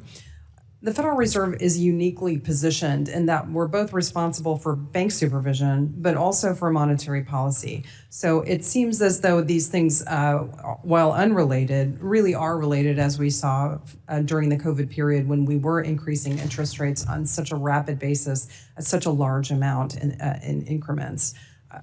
As the governor responsible for the smaller bank portfolio, we were watching carefully that impact as we were increasing rates so dramatically and so quickly on the smaller banks. And we recognized that there were issues that were arising, and we were working with our banks to, one, educate them about what our expectations would be going forward, and two, trying to understand fully what the implications would be, and working to shock portfolios to understand the conditions that could arise that would be significantly detrimental to the banking industry.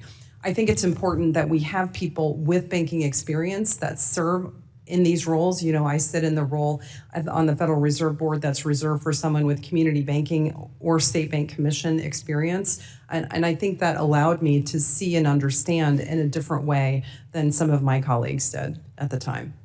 Thank you so much. And I'll just close with this. As we've had this very kind comments about our former chair, Mr. Powell, again, in this very committee earlier this year, or maybe late last year, it was the recognition of the chairman that the reason why we had such high interest rates was just the out-of-control spending that took place in that time period. And that was his own testimony when I asked him in this committee.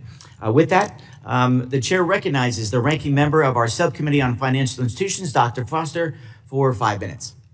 Thank you, Mr. Chair, and to our witnesses. Early last month, the Treasury Department convened an emergency briefing with the CEOs of America's GSIBs and other CEOs to discuss the cybersecurity risks of Anthropic's Mythos model, which excels at finding and exploiting cyber vulnerabilities at an alarming rate. To date, Anthropic claims that the model has been used to find more than 10,000 high and critical level security flaws in otherwise trusted software. Anthropic has provided early access to Mythos to large companies, including US GSIBs, so that they may scrub their software for vulnerabilities. But I worry that smaller financial institutions have not received equivalent access in a timely manner.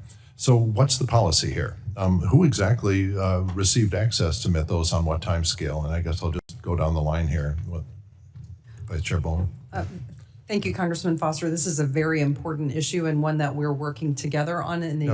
What has happened so far? So I can't disclose who has had access, but I can tell you that we're working both with service providers and within the banking industry to work together to understand what impacts we may need to have them mitigate and address. We have not ceased our cyber exams. In fact, we continue to work with our institutions to understand how they're planning to respond. But it's unquestionably true that small banks with their private systems have not been given the same level of cyber defense that the large ones have, which is not irrational. But it seems to me that you're going to need a very clear position on this. You're going to have to define the defensive perimeter and say this is the software stack that we're going to defend to the best of our abilities, and other institutions that are using different software stacks are going to have to just accept that they're a lesser priority. And I think there's a lot to be done here. I think first and foremost, frankly, to have the federal government define a software stack that we are going to defend. This is done on the cloud computing infrastructure. There are well-defended, the core. Even small banks use cloud-based systems, and at the heart of these cloud-based systems are open source software things that are communally defended and were some of the highest priorities in defending when Mythos hit. And so I think that it should be, all the regulators should should focus on defining the set of software that we are going to defend the same way that the cloud infrastructure stuff is defended as open source projects. I think that's the best and really the only way forward on this. So I urge you to think about that. Yeah, Comptroller Gould, who's received what so far? I'm sorry, sir? Yeah, who's received, who's got access to Mythos of everyone? Sir, I also can't disclose that. In general terms. What fraction? What fraction of all of the entities under your? Well, I can't give you an answer on what fraction under our entities, but apropos to the conversation we had before the hearing started, sir, I, like you, am also concerned about the perception of a cyber moat, again, real or perceived, around the very largest banks, and I think particularly around the smaller banks as well as mid-size and regionals. It's very important for us to focus on the service providers that support them. I think this okay, yeah, to that end, Mr. Hauptmann, I've been working for years to try to get, you to have visibility into the back office providers for credit unions, and which is so far, not made it through Congress, and we're going to keep trying on that. But you have the back office, to your knowledge, have the back office providers that so many credit unions depend on, have they at least been given access to Mythos to defend themselves? I couldn't speak to who is using Mythos or not. I don't want to disclose any of that. But I will say this, Anthropic, like OpenAI, they're both in San Francisco. I think we should make sure that this country has a regulatory environment, that we don't take it for granted those are American companies, and you can easily convene a meeting like the one you discussed. That is the main thing is that, I agree. We just need we need policy clarity, and we need to have a well-defined defensive perimeter. the next Mythos may be in Beijing or Tehran or somewhere, and it's not going to work as well for us. We want to make sure that those companies at least are American. But to your exact question, I can't disclose who has access to Mythos or not. Okay, yeah, Mr. Hill. Consistent with my colleagues, can't disclose who has access to what, but we'll just say this is something we're all keenly focused on and recognize it's a vital issue for us to be focused on. Yeah, all right, and so I don't have much time left, but I just want to raise the point that I don't think that we are prepared for agentic AI bank run. That if you look at what happened in Silicon Valley and then ask yourself the question, what would have happened in a world where agentic finance makes things happen not at the speed of internet gossip, but the speed of agentic AI, that would have caused the run to take not 40 hours, but 40 minutes or 40 seconds. We are not ready for that, and you should come up with a plan to deal with that, because we can have that hearing now or we can have it later.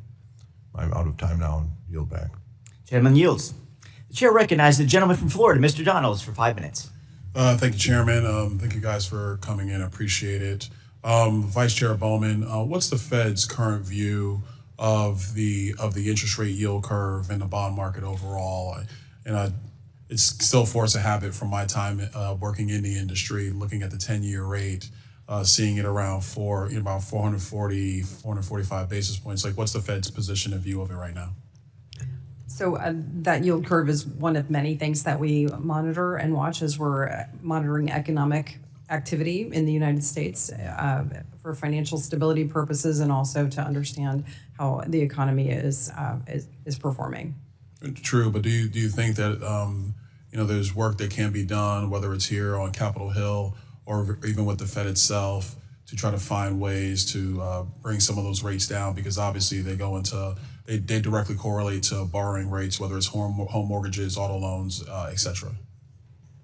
I think there are many things that play into the yields that are paid on Treasury yields. I know that the Treasury Secretary has been very focused on this issue in particular. It goes beyond the Federal Reserve's remit to affect the yields on Treasury bonds. Okay.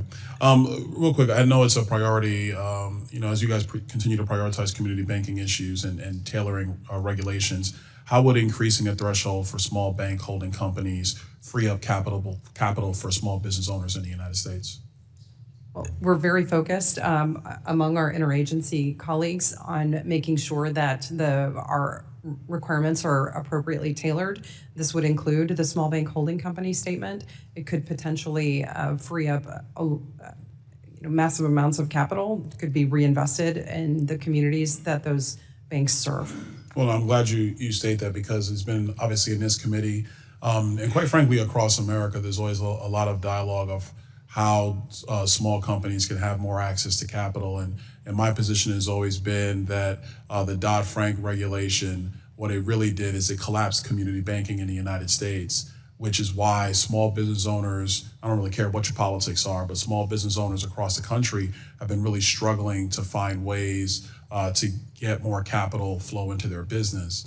And I think it's important for the members of this committee in particular, but for everybody on Capitol Hill, to really understand that heavy-handed financial regulation that is impacted, has a major impact on community banks, directly diminishes the ability for a small business to be able to get that loan or get that working capital line of credit to expand their enterprise. So I'm glad that the Fed is taking that matter very seriously. Comptroller Gould, the OCC has been very active in reviewing fintech and digital asset related charters. What principles guide your evaluation of these non-traditional applicants? Thank you for the question, sir. The principles that guide are the statutory criteria and are publicly disclosed and unchanged for years and years, Comptroller's licensing manual on charters. I would note that our licensing manual, including our procedures that do guide us, are publicly stated and have been unchanged for over 5 years. Unfortunately, over the last few years, under the Biden administration, we just did not follow them. So we are now following our own publicly stated procedures again. And I think you see the results. There's a lot of interest in new bank formation in this country. It is something we should celebrate, not be afraid of. It is what drives economic growth in your community, in your state, and across this country. And as Secretary Besson has said, it's critical to our economic security to have this economic growth. Well, to piggyback on that, obviously there was a lot of, I would say, issues in the Biden administration at the OCC, and a lot of, quite frankly, creating reputational risk for the OCC. Like, what actions have you guys taken to combat debanking efforts and to remove that reputational risk from supervisory programs? Thank you, sir. So one thing we did together with the FDIC was literally excise the use of reputation risk in our supervisory process. We excised it from our regulations. We have also been working on implementing the president's EO on debanking. We are into what I would call the transaction testing phase, where we are investigating the largest national banks and allegations of debanking to confirm whether or not they actually happened, what might be a legal theory of liability to address them. So we are well advanced in that process, and as I noted in my testimony, we will follow the facts where they lead us. Well, I really appreciate that, and Mr. Hill, sorry I wasn't able to get to you. Nice podium, by the way. But it is something that is critical. I think it's important for the American people to understand you do not want agencies of our government picking and choosing who gets to operate in our financial economy. It has major chilling effects on the future of our economy, and we're the most stellar nation in the world. We need to remember the principles that got us there. Thank you guys for being here. I yield back. Gentleman yields back. The chair recognizes the ranking member of our subcommittee on national security, Ms. Beatty of Ohio, for 5 minutes. You're recognized. Thank you, Mr. Chairman and Ranking Member, and thank you to all of our witnesses today. Let me start with you, Vice Chair Bowman. There have been reports about reduction in supervisory staffing and resources, which I find deeply concerning. How much has the Federal Reserve reduced its banking examination staff over, let's say, the past several years? And what was the reason for those cuts? Budgetary, supervisory strategies, et cetera. Congressman, thank you for that question, and I appreciate the opportunity to clarify. We have not reduced our examination staff at all. They are all resident within our reserve bank structure across our 12 reserve banks. We have about 4,000 staff that work within the 12 reserve banks. Where we have focused Is that adequate? Sorry? Do you think that's adequate? I think as we're looking at the expectations that we have across the banking system going forward, it may be too few. I don't expect that it's too many, certainly. So we'll have a better understanding of that as we're moving forward and reviewing our footprint within the reserve banks. Let me ask you that if we think it leans towards, certainly it's not too many, how are fair lending examinations being impacted by that number or staffing cuts? We think at this point, because we have seen some consolidation and we have fewer banks that we oversee over time. That I don't expect that we will reduce that number, certainly. We certainly will need to refocus some of the work that we do because of the complexity of some of the services that are being offered or will be offered in the future, including AI, cyber security, a number of different innovations that likely will begin to be offered within the banking system because of the Congress passing the Genius Act and other actions. So I think more to come on that, but we're certainly looking at that very closely. Okay, thank you. I'm going to move on. Mr. Hill, we'll go to you to make it worth you standing there. We want to make sure that we include you. But let me start. I want to talk about CRA, Community Reinvestment Act. As we're approaching 50 years from the inception of that, I am a big proponent. In full disclosure, been around for a while.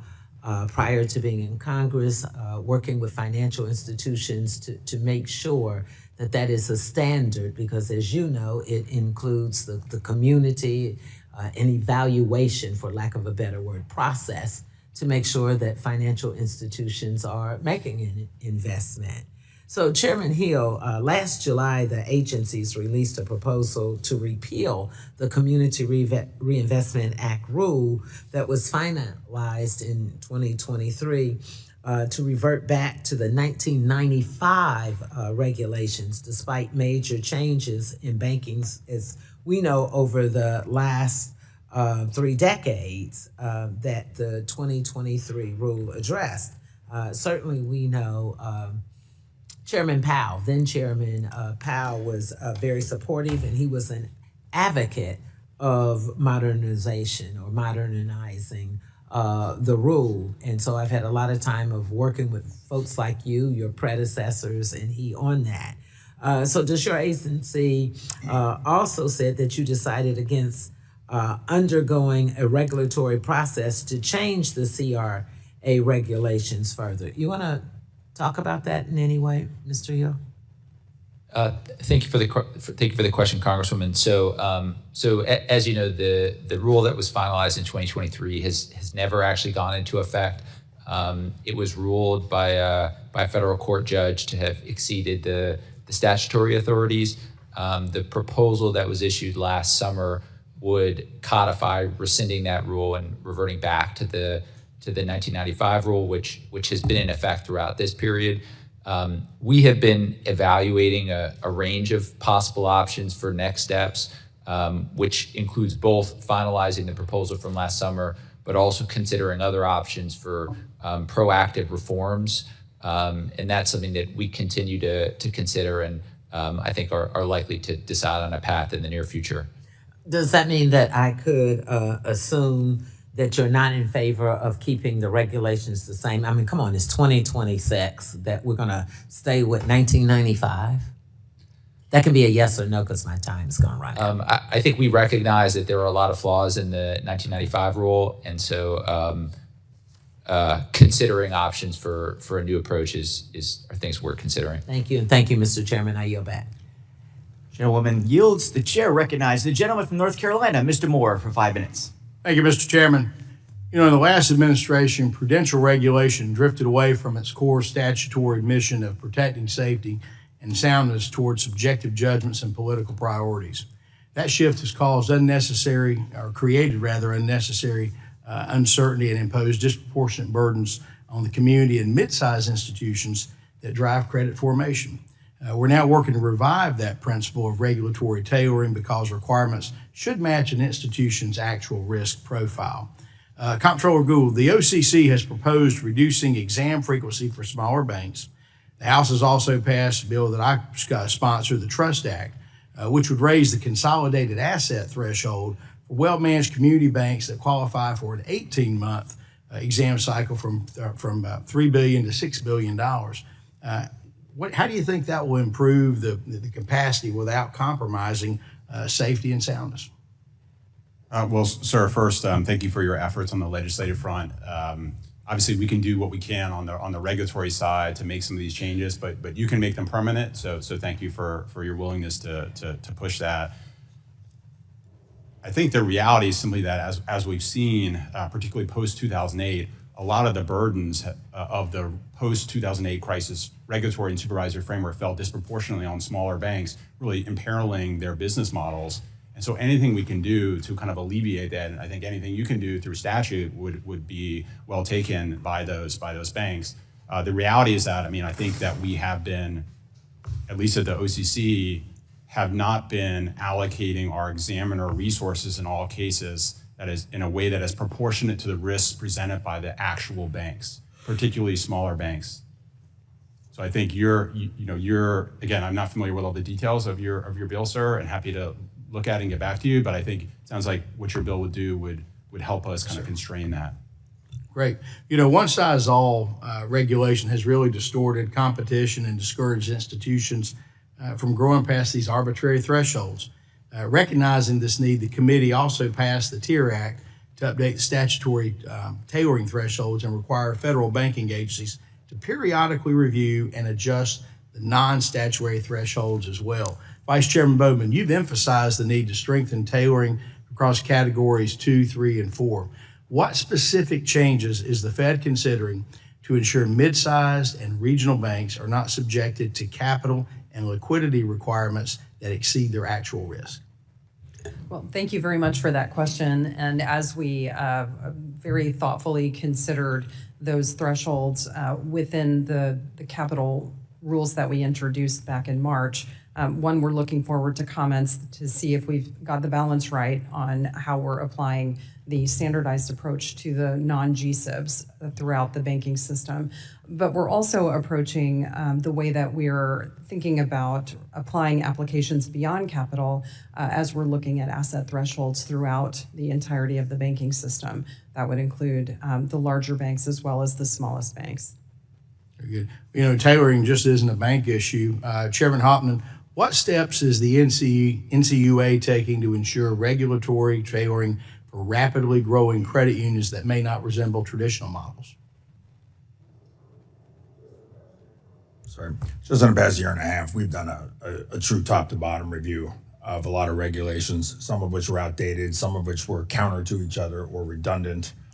We know that even just complying with them, doing the paperwork, is an epic hassle. But we definitely want different kinds of credit unions. As an insurer, you want a diversified portfolio. We want them to do different things. So that's something that has been a struggle, but trying to have our examiners aware that doing new things in a different way is positive as an insurer. We don't want credit unions to look like each other. Last November, committee Republicans sent a letter to the federal banking agencies to ask that you undertake rulemaking to index the regulatory thresholds for the application of enhanced prudential standards, which are based on 4 categories of institutions. The Senate Banking Committee sent a similar letter earlier this year. Back in 2019, your agencies indicated that they plan to reevaluate these thresholds periodically through the notice and comment process, but that hasn't happened since they were originally sent 7 years ago, which underscores the need to index these thresholds moving forward. Looking at how the scope of the new Basel III proposal is limited to Category 1 and 2 institutions, it's clear the agencies will continue to rely on the EPS categories and other prudential regulations, which further highlights the need for indexing. So, Vice Chair Bowman, you've given many speeches and testified before this committee in support of adjusting these kinds of fixed thresholds, and how, in the absence of indexing, firms with stable growth and no change in risk profile can cross asset thresholds and become subject to increasingly complex regulatory requirements and supervisory expectations. I believe Chairman Hill actually asked you about this when you testified last October. So can you give us an update on timing for when you and the other agencies will go through rulemaking to index the EPS thresholds? We're currently working on that, hopefully in the near future. Okay. Any idea of a timeline? I really don't want to commit to a timeline because I have a board that I have. Gentleman's time has expired. Understood. Thank you. And with that, I yield back, Mr. Chairman. Thank you. The chair recognizes the ranking member of our task force on monetary policy, Mr. Vargas of California, for 5 minutes. You're recognized, sir. Thank you very much, Mr. Chairman, ranking member, and of course the witnesses. Thank you for being here. I think that earlier it was stated that Chairman Powell, during his testimony here, agreed that there was, quote, out of control spending. Chairman Powell never said that, never agreed to that. What Chairman Powell said that federal spending was, quote, on an unsustainable fiscal path. And the reason I say that, I think that even though Chairman Powell is a Republican, even though I don't agree with him on many things, he's a very honorable and very good person. And I hope we don't put words in his mouth that he didn't say. And we don't create this aura about him that he isn't. I mean, he's a very honorable guy. Again, I actually don't agree with him on many things, but he's a very honorable guy. And I guess that's one of the things that I found disturbing here today. We hear from witnesses today here who are professionals, people who have been appointed, and they use terms like unelected bureaucrats. The unelected bureaucrats do this. That's the jargon of politicians. And in fact, I asked AI about that. And this is what AI said. The term unelected bureaucrats refers to career civil servants and government administrators who implement and manage public policy, but do not face voters at the ballot box. In modern political discourse, the phrase is frequently used as a pejorative shorthand to describe the perceived lack of democratic accountability and regulatory overreach. Now, it's interesting because I've been an elected official for almost 30 years. I've faced the ballot box a lot, including yesterday, and of course I did very well, and I thank the voters of my district. Thank you very much. But let's have some respect for the professionals that do their jobs. And let's not have politicians doing professionals' jobs. I mean, I think that's very, very problematic when you see ideologues placed in professional jobs. Now, for example, if I wanted to get an operation, I would want an unelected bureaucrat called a doctor to perform that, not an elected official like myself. And again, jargon matters here, language matters. So I hope we have a little more respect for people who are professionals. That being said, Vice Chair Bowman, I have great respect for you.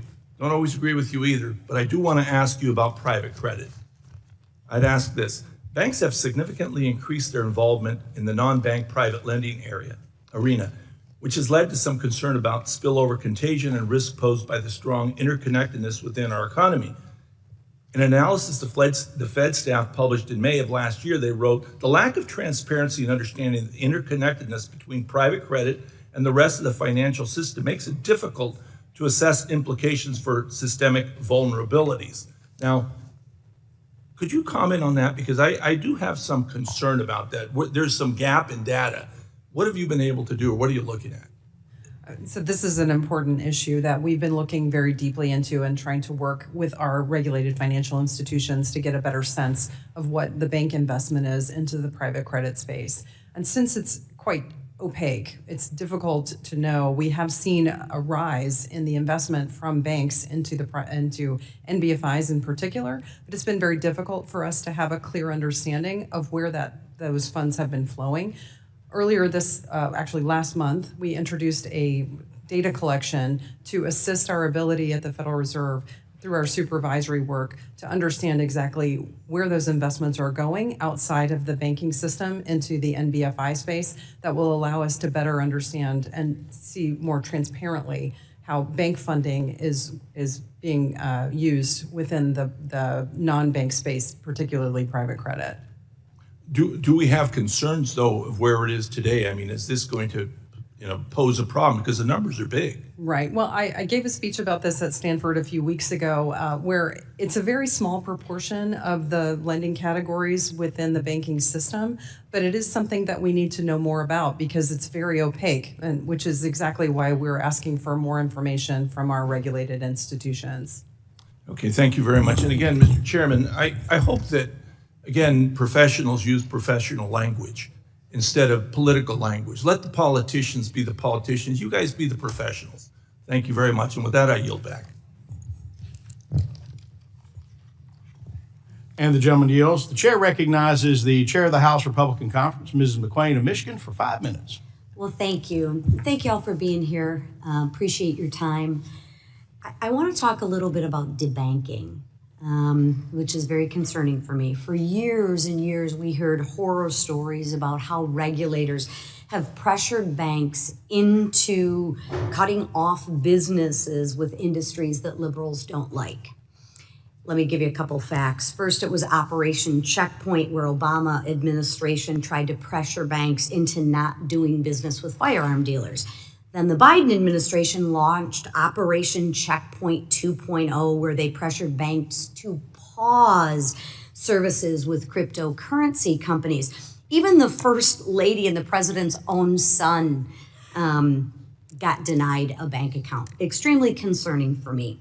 So what I'd like to understand is a little bit of history on how we got there. So Secretary Bowman, or Ms. Bowman, can you explain how the guidelines encouraged banks to evaluate reputational risks, how that gave way to this issue of debanking? Well, Congresswoman McClain, first of all, it's nice to see you again. We visited a few months ago about mortgages, which yes, we've made some progress on. But on this issue, during the first Operation Choke Point, I was actually a banker and was subject to scrutiny from the then FDIC, sorry, Chairman Hill, about the activities that we had. And it wasn't just limited to the activities that you mentioned. We were scrutinized based on check cashing services and standalone ATMs and other types of businesses that some of our customers were engaged in at the time. It is an inappropriate use of supervision to eliminate certain customers from the banking system. And it's something that we feel very strongly about. Clearly, the president issued an executive order on this, and we're all working to ensure that that's no longer a part of our supervisory processes. And that leads me into my second question. So thank you for that. So I know this is a top priority of the president. What actual steps have been taken to put a stop to this? So if you'd like me to continue, please. We just last week, I believe, we finalized a regulation interagency to remove reputational risk from the work that we do at the Federal Reserve, or across the banking agencies. At the Federal Reserve, we've also removed references to reputational risk from all of our guidances and our supervisory materials to ensure that that's not used as a basis for supervisory activities or criticisms going forward. Or discrimination. Absolutely. We'll say that. Let's look internally now. What do we as Congress need to do to make sure that this discrimination doesn't continue to happen? You again. Well, I could keep going on that. I think it's important to recognize that putting people in roles that are responsible for supervision of banks need to have some experience within the banking system, and either as a supervisor or as a banker, to ensure that we're not bringing ideology into the work that we do and that we're enforcing the law. There are already laws on the books about anti-discrimination. These are not activities that we should have been engaging in from a supervisory perspective. So I'm going to switch. Thank you. I'm going to switch to Mr. Hopman. One of the concerns that I have is instead of going through the formal rulemaking process, the Biden administration directed the NCUA to implement regulation by enforcement, which is very concerning to me. What is the NCUA doing to put a stop or an end to this? Yeah, regulation by enforcement to me is unethical. Amen. Nobody in this room would tolerate it in any other part of their life. You're familiar in a small town where they have a speed trap where you can tell the goal is to run up the tickets. Usually around the end of the month. Yes, exactly. None of us would tolerate it. Right. It was rampant across a lot of regulators. Even in my current job at NCUA, I asked the CFPB about something that was brought to my attention, and we'll enforce whatever the CFPB says, and this is under Biden. And he said, why don't you just send everybody that Wells Fargo settlement? That's what we were asking about. He says, the Wells Fargo settlement with CFPB, should we all follow what's in that now? And they're asking me, what did they do? We have employees that are judged on that. And I think it's unethical, and again, we wouldn't tolerate it. We have a policy up on our website. It is known. Regulation by enforcement is unethical at NCUA. It's unethical anywhere. But the main thing is that no enforcement ever sets policy. Amen. Amen. And I know I'm out of time, so thank you. But one last thing I would like to say is I do think there needs to be consequences for people for their actions, and that might get some people's attention. Thank you all for your time. Yield back. Lady yields back. The chair recognizes the gentleman from Illinois, Mr. Costin, for 5 minutes. Thank you. Just want to correct something that was just said. A bank that refuses to lend to somebody who's gone through serial bankruptcies and has been convicted of financial fraud is not debanking. That's risk management. It's diligence. I appreciate you praising the Trump family, but that's not why they were debanked. I think we all know that. Mr. Gould, 2025, the OCC issued a proposal that defined unsafe or unsound practices to focus on issues that cause material harm to financial conditions of institutions. In May of this year, President Trump issued an executive order saying that undocumented immigrants pose a structural credit risk. Has the OCC conducted any research establishing that extending credit to immigrants poses a material risk to institutions or the broader financial system? Well, thank you very much for the question. I'm just asking yes or no because I got a bunch of stuff I want to get through. Well, Congressman, I'm not going to give you a yes or no because so you either have or haven't done the research. Congressman, you're conflating two things. You're talking about a proposed rule and then a directive from the president asking us to issue guidance. We issue guidance all the time on this. Look, I'm not. You don't have to get angry at me. This is just a yes or no question. Congressman, as I said, I'm not. Are you going to do that research in response to the executive order? Congressman, on a regular basis, we assess safety and soundness risks, and we issue guidance. Are you looking at the risks of debanking immigrants if there's a capital flight out of the banking system? We have concerns about any amount of, particularly levels of financial fraud in the banking system that we have seen. But that's not the question. Immigrants commit crime at a much lower rate than the native-born population. We're stipulating things because the president wants them to be true. You are responsible for the banking system. Are you doing the research? Congressman, we are doing the research on a regular basis. Can you provide that research to us? Safety and soundness risks to the system, including risks of financial fraud. I would love to. Let me move along. I want to talk about the skinny master accounts that are, in this moment I want to get to you about some of this question, but I want to stay with Mr. Gould for a moment because historically the master accounts have required that we have a bank charter, whether, the tier 1, tier 2, tier 3. A number of the people who have been preparing to apply for these master accounts have now been going through this OCC process for bank charters. And I want to just clarify with you, Mr. Gould, because in your exchange with Mr. Meeks, if I understood you right, you said that trust charter applicants don't necessarily need to demonstrate compliance with anti-money laundering rules. I think you said it's not as simple as a yes or no as you just did.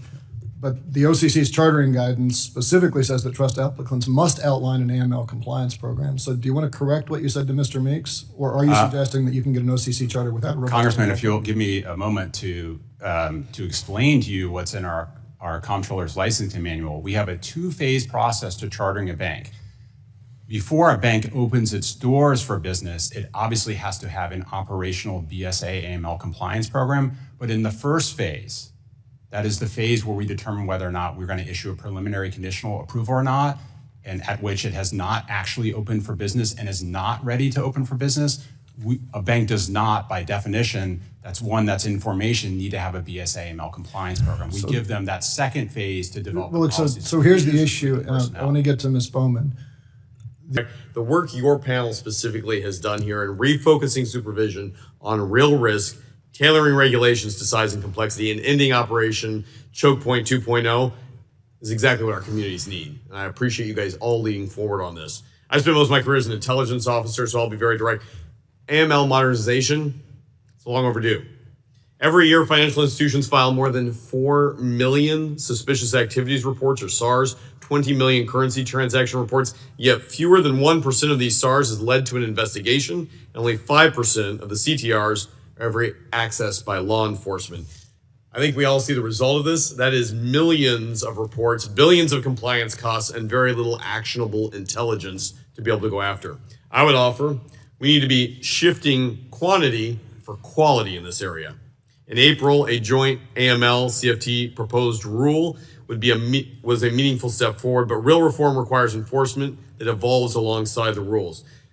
Comptroller Gould, Chairman Hill, Chairman Hepton, can you provide a commitment for basically helping us enforce this? I think we're all on the same page here. I just want a verbal here that we're all committed to making sure that that level of compliance goes forward. Chairman Gould? Yes, sir. Yes, we're happy to work with Maine Treasury and FinCEN. Absolutely. Good. Look, I think Chairman Gold, you highlighted here that this is a matter of national security as well as what we can do on economic security.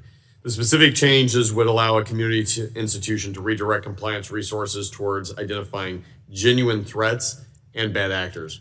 With that, I want to highlight something that my colleague across the aisle, Mr. Caston, raised a number of issues with you, Mr. Gold. I want to give you first an opportunity to respond. I think you got cut off there. And then also talk about what we're trying to do on the enforcement side moving forward. So I turn over to you for any response. Well, I mean, thank you very much. I mean, obviously, before a bank actually opens for business, it has to have an operational BSA AML compliance program that meets our standards. However, we have a two-phase program to how we charter a bank potentially. While a bank's in formation, it gets an early nod or not from us as to whether or not we think it has a reasonable chance of success. After it gets that nod or declination, as the case may be, then it does the hard work of building the policies and procedures, hiring the people, raising the capital. This is just common sense, and this is what we've always said we've done. We just haven't, in all cases in practice historically, lived up to our own stated procedures and the statutory criteria. Thank you. I think that's very well said. And coming from the state of Iowa, where we have some of the highest number of lenders as a percentage of capital in the country, our guys understand and get this. I don't think that we need to confuse the issue. We need to be able to go after a real AML modernization. Vice Chairman Bowman, thank you, first of all, for hosting us, meeting with us one-on-one on a lot of these issues. Your board has done the revised work for Basel III proposal. The 2023 version would have squeezed credit to Iowa farmers, home buyers, and small businesses. The 2026 proposal corrects that overreach, and a companion GSIB surcharge adjustment delivers the kind of tailoring that your committee has long, or this committee has long called for, and you have long called for. Together, these proposals show what risk-based, economically grounded capital reform looks like. Could you walk us through how a revised standard approach better captures actual risk profile, particularly for agriculture and mortgage lending? This is one of the important areas that we identified in the original proposal from 2023. I can't remember when it was originally introduced. But we've learned a significant amount from the number of comments that were submitted from that proposal. One of them is this important issue with agriculture and commodities. We look forward to receiving comments through the comment process. That process ends June 18th.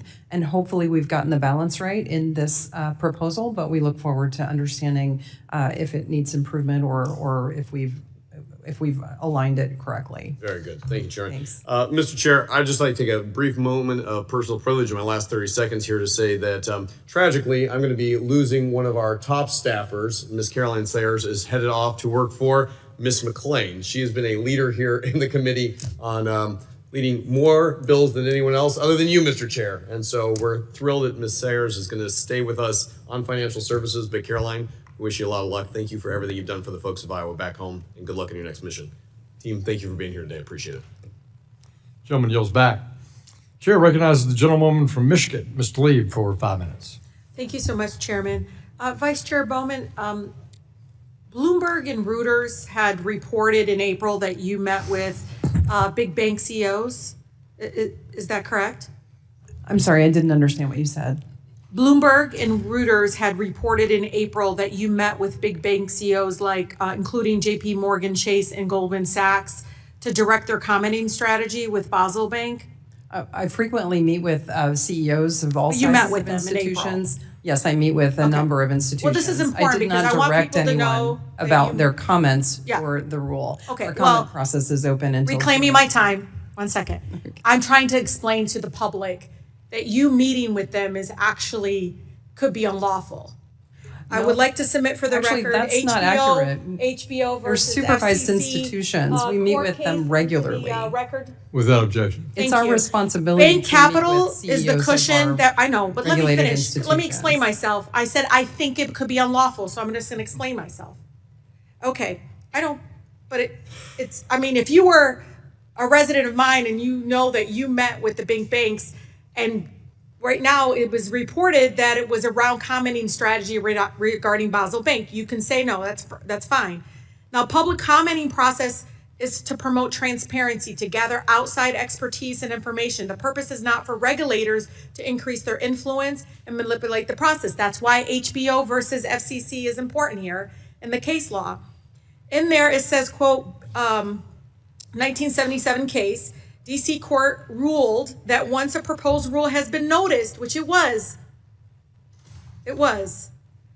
Vice Chair Bowman, an agency official who is or may reasonably be expected to be involved in the decision process should refuse to discuss matters relating to rulemaking proceedings with any interested private party.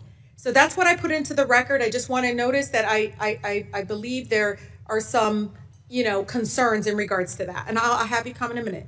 Bloomberg again wrote, quote, bankers walked away from the exchange in the view that they should limit their public comments to constructive feedback.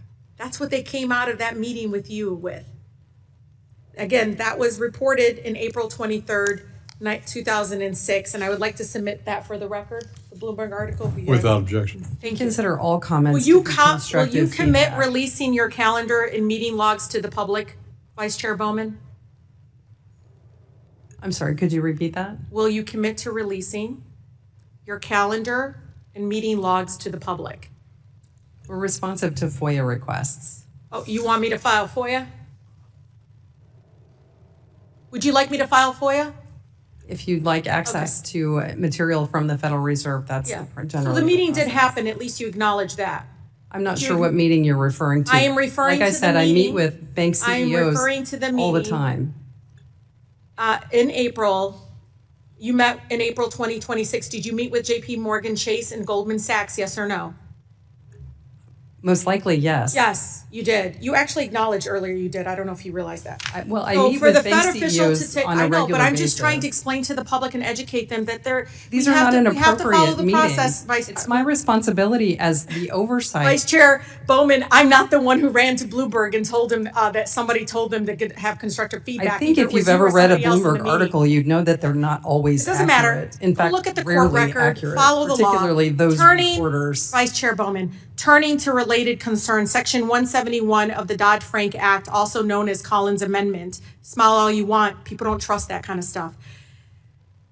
Created minimal capital requirements, y'all. One is large banks face stronger requirements than smaller banks. Two, capital requirements cannot be weaker than those in place at the time of Dodd-Frank's enactment. So serious questions here. Vice Chair Bowman, or maybe Chair Hill, did your agency consider Collins Amendment? If so, why did you not disclose your legal analysis? We're confident that our proposals are in compliance with the Collins Amendment, which requires that large bank capital is higher than that for smaller banks. Okay, great. If that's true, then will you commit to publishing the Federal Reserve's legal and quantitative analysis of the Collins Amendment compliance before issuing the final rule? We're happy to be responsive to comments that are filed in the comment process for this rule. Will you release the analysis that you just said you guys looked at it? Can you release the analysis? And we look forward to reviewing this. If there's a comment, we'd be happy to be responsive to the I'm asking you all, your agency, if you would disclose. It's okay, I'll file FOIA. Will you repropose the rule with the complete legal analysis so that the public can provide feedback on your reasoning? Gentlewoman's time has expired. Appreciate the gentlewoman from Massachusetts. Chair now recognizes the gentlewoman from Florida, Ms. Salazar. You're recognized for 5 minutes. Thank you, Mr. Chairman, and thanks to all of you for being here and giving us your time and your expertise. My name is Maria Salazar. I represent the city of Miami, a city that is full of banks and one of the most prosperous and prettiest cities in the country, but also with a very large immigration or immigrant population living in the city of Miami. You know that on May 19th, the White House issued an executive order that instructs Treasury and the banking regulators to try to identify those people who are undocumented in the country and who use our banking system by opening up, first of all, a company, then getting a tax ID number, and then going to a banking institution and opening up a bank account.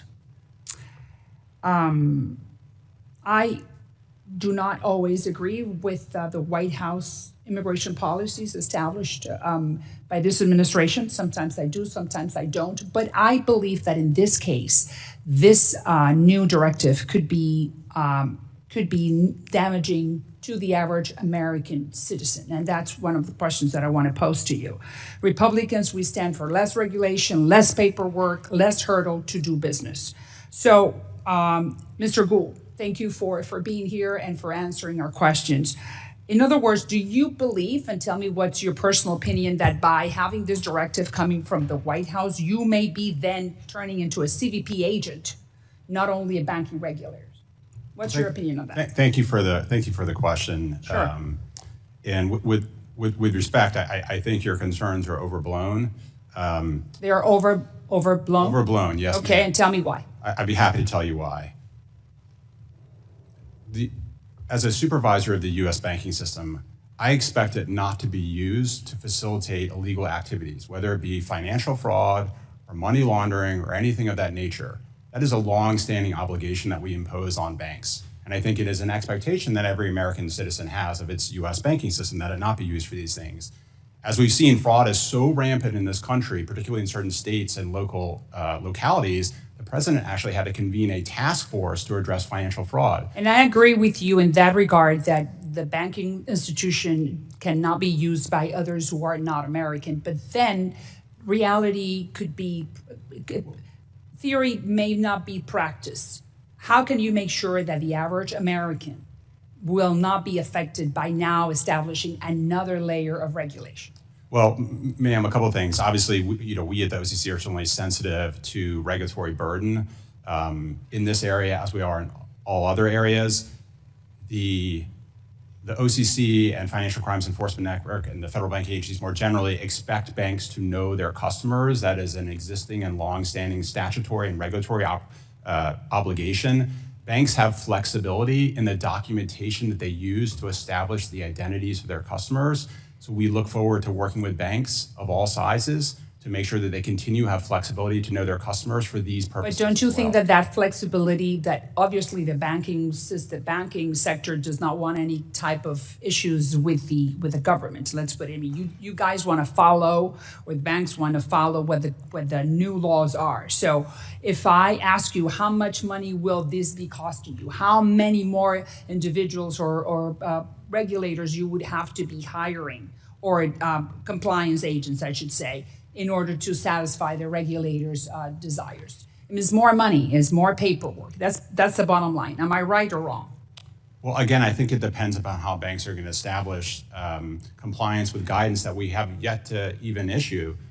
So I think it's probably appropriate to withhold judgment until we've actually done the work, working with Secretary Besson and the other federal bank agencies to actually issue guidance pursuant to the EO. So what you're telling me is that you're not concerned with this new directive coming from the White House, that this could create another burden, more paperwork, more money, more cost for the average banking credit union. That's you're telling me. You're not concerned. I think I think the president's EO is a common sense reaction to well understood and documented concerns that we are seeing in terms of a rise in financial fraud, money laundering, et cetera. And from my perspective, as a safety and soundness supervisor, I do want to make sure that the banks I supervise understand the nature of the financial risks that their customers may pose. But then what is the difference between now and my time is now and before? We were always in the business of making sure that El Chapo does not have access to our banking system. But what is the difference between now and before May 19th? And with that, I close. Well, ma'am, I would just say that this EO focuses us on a well-known and understood issue and directs us to issue guidance directly addressing it. We customarily Gentlewoman's time has expired. All right. Thank you for your time. Chair recognizes the gentleman from South Texas, Mr. Gonzalez. You're recognized for 5 minutes. Thank you, Mr. Chairman. And I'd like to thank everyone for joining us this morning. My question is to Ms. Bowman. Ms. Bowman, the Merchant Banking Modernization Act reflects a bipartisan recognition that current merchant banking rules no longer align with today's economic realities. Under the existing framework, financial holding companies are generally required to divest merchant banking investments after 10 years, even though many of these projects, particularly affordable housing and commercial revitalization and energy infrastructure, often require longer timelines to become financially viable.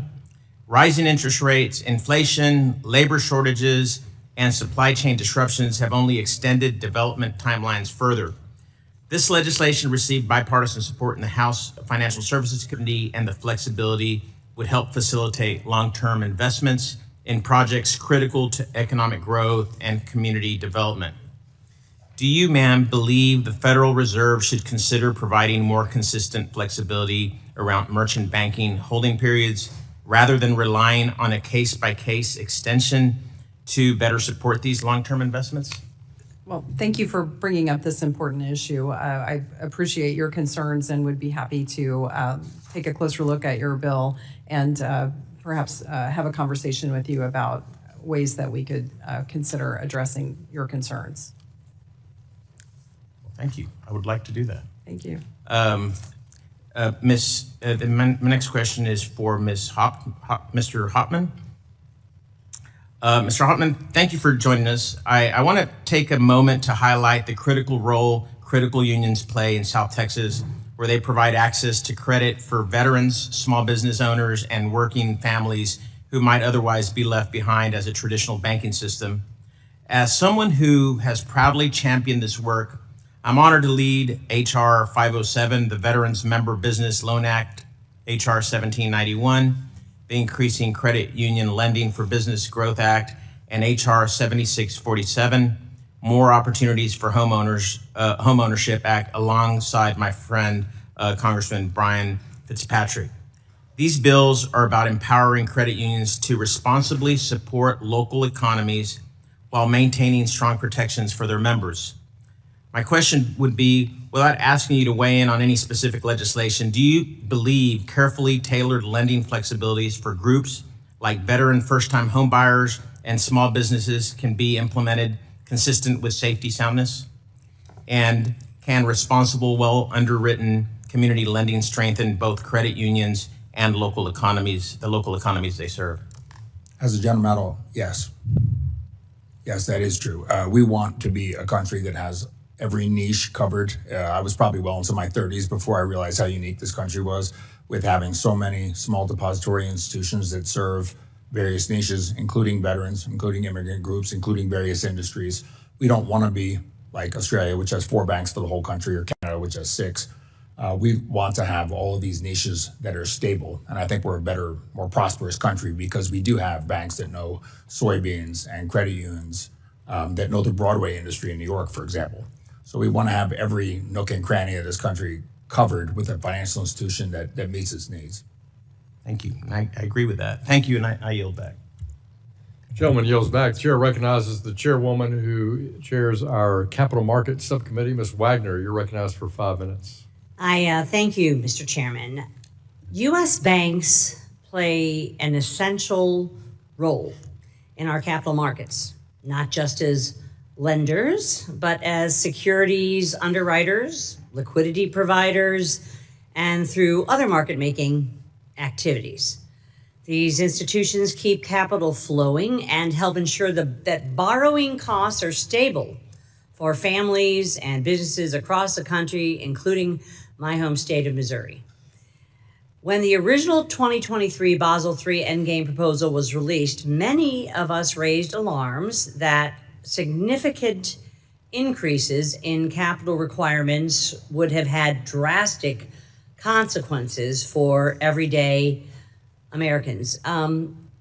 Vice Chair Bowman, I have a question for you in that regard. But first, ma'am, I want to give you an opportunity to answer more fully a question that was posed by one of my Democrat colleagues regarding the process of your meeting with stakeholders in our industry. Ma'am, please.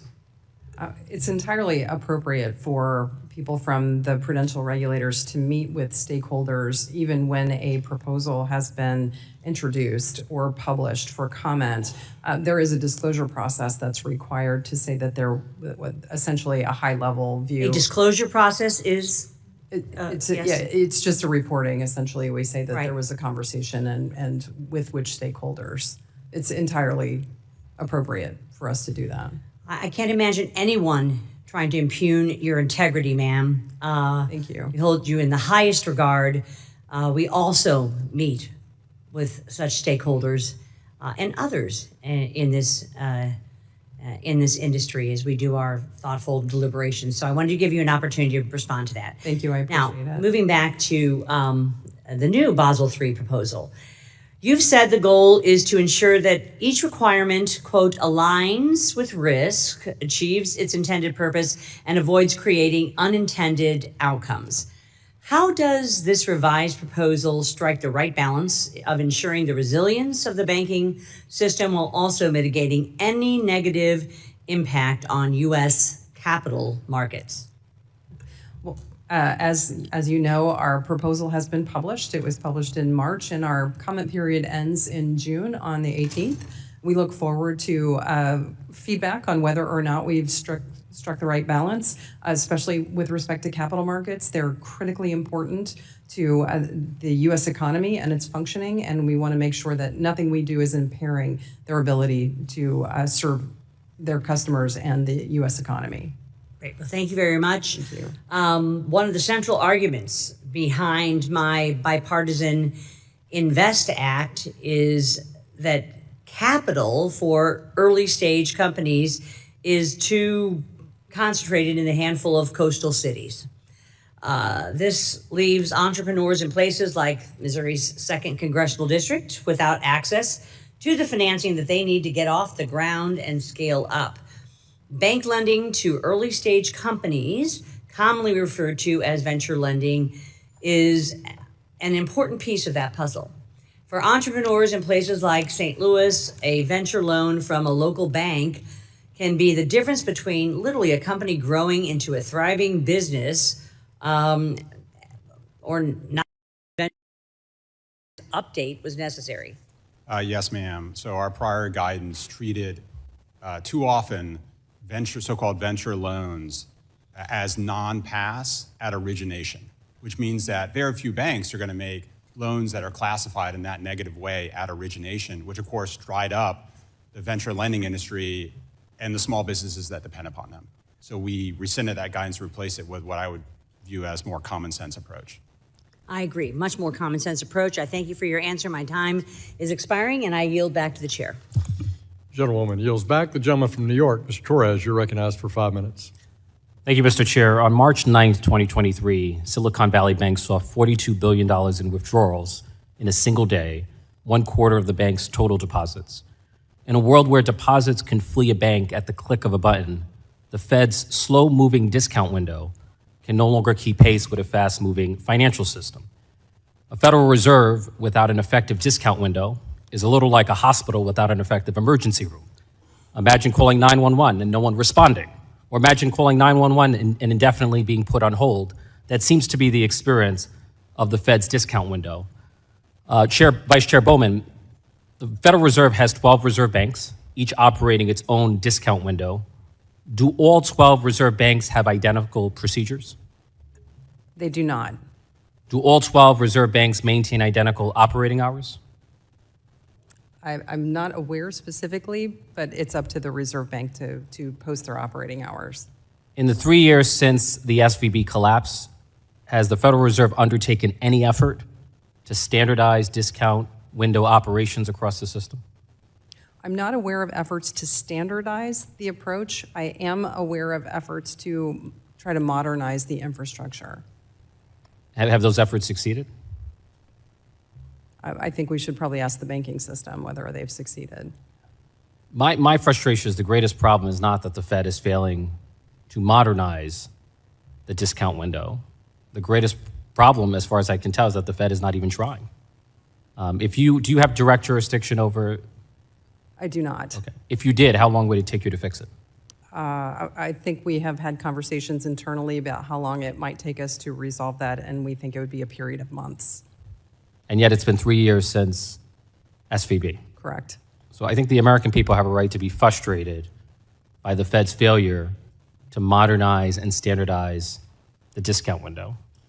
Like, in my view, in order for the Fed to be a lender of last resort, not only on paper but in practice, it must be capable of responding rapidly to emergencies and rapidly injecting emergency liquidity. Is that a fair expectation? I agree. In April 2026, the Federal Reserve sent a letter to U.S. banks inquiring about their financial exposure to the private credit market. Is the letter an admission that the Federal Reserve has insufficient visibility into the full extent of the banking system's exposure to private credit? Yes, as I was discussing with your colleague earlier, there are a number of opacities that exist between bank involvement and where it eventually lands in the non-bank financial space. We have just launched a new data collection that will provide some more transparency and some specificity to where bank lending eventually ends up within the private credit space and within the non-bank space.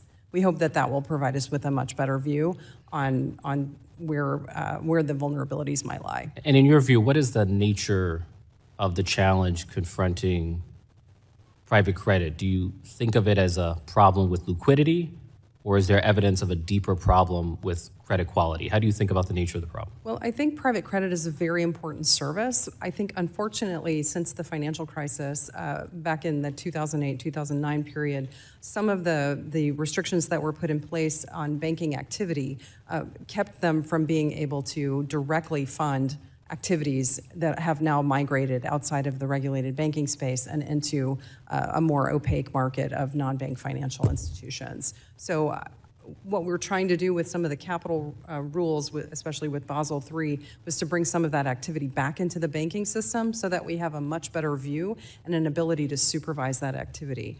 We did see from some of the bankruptcies and challenges last fall with several private credit funds that there were poor collateral management, there was some fraud that was occurring, and then others, bankruptcies and a lack of clear disclosures, I think. And I probably should nuance, if you have a private credit fund that has excessive exposure to software, right? The problem is not private credit, the problem is concentration in a single sector of the economy undergoing technological disruption, and concentration is dangerous in both public and private markets. And so how should we think about the problem? Is it about private versus public, or is it about concentration versus diversification? I think generally it's about underwriting quality. And if you're looking at a particular industry that may be more vulnerable to shocks or erosion of its previous positioning, then you should take that into account as you're trying to understand how you should structure a loan. I see my time has expired, so. Thank you. Gentleman from New York yields back. The chair recognizes, last but certainly not least, the distinguished chair of our House Subcommittee on Financial Institutions, Mr. Barr of Kentucky. You're recognized for 5 minutes. Thank you, Mr. Chairman, and thanks to our witnesses today for the good work that all of you all are doing. And Vice Chair Bowman, let me start with you, and I want to follow up the line of questioning from my colleague, the Vice Chair from Michigan, Mr. Heising, about the external review that you have commissioned. And you commissioned that review of the supervisory and bank management failures that led to the 2023 collapse of Silicon Valley Bank and other institutions. You cited the inadequacy of the Fed's previous internal review, led by your predecessor, Michael Barr, which was overly focused on non-core issues.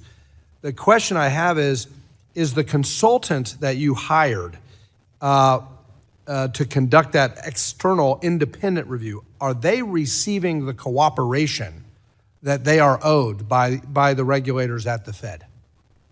My understanding is that several people have refused to be interviewed. Okay, that's very troubling to me. Congress wants answers.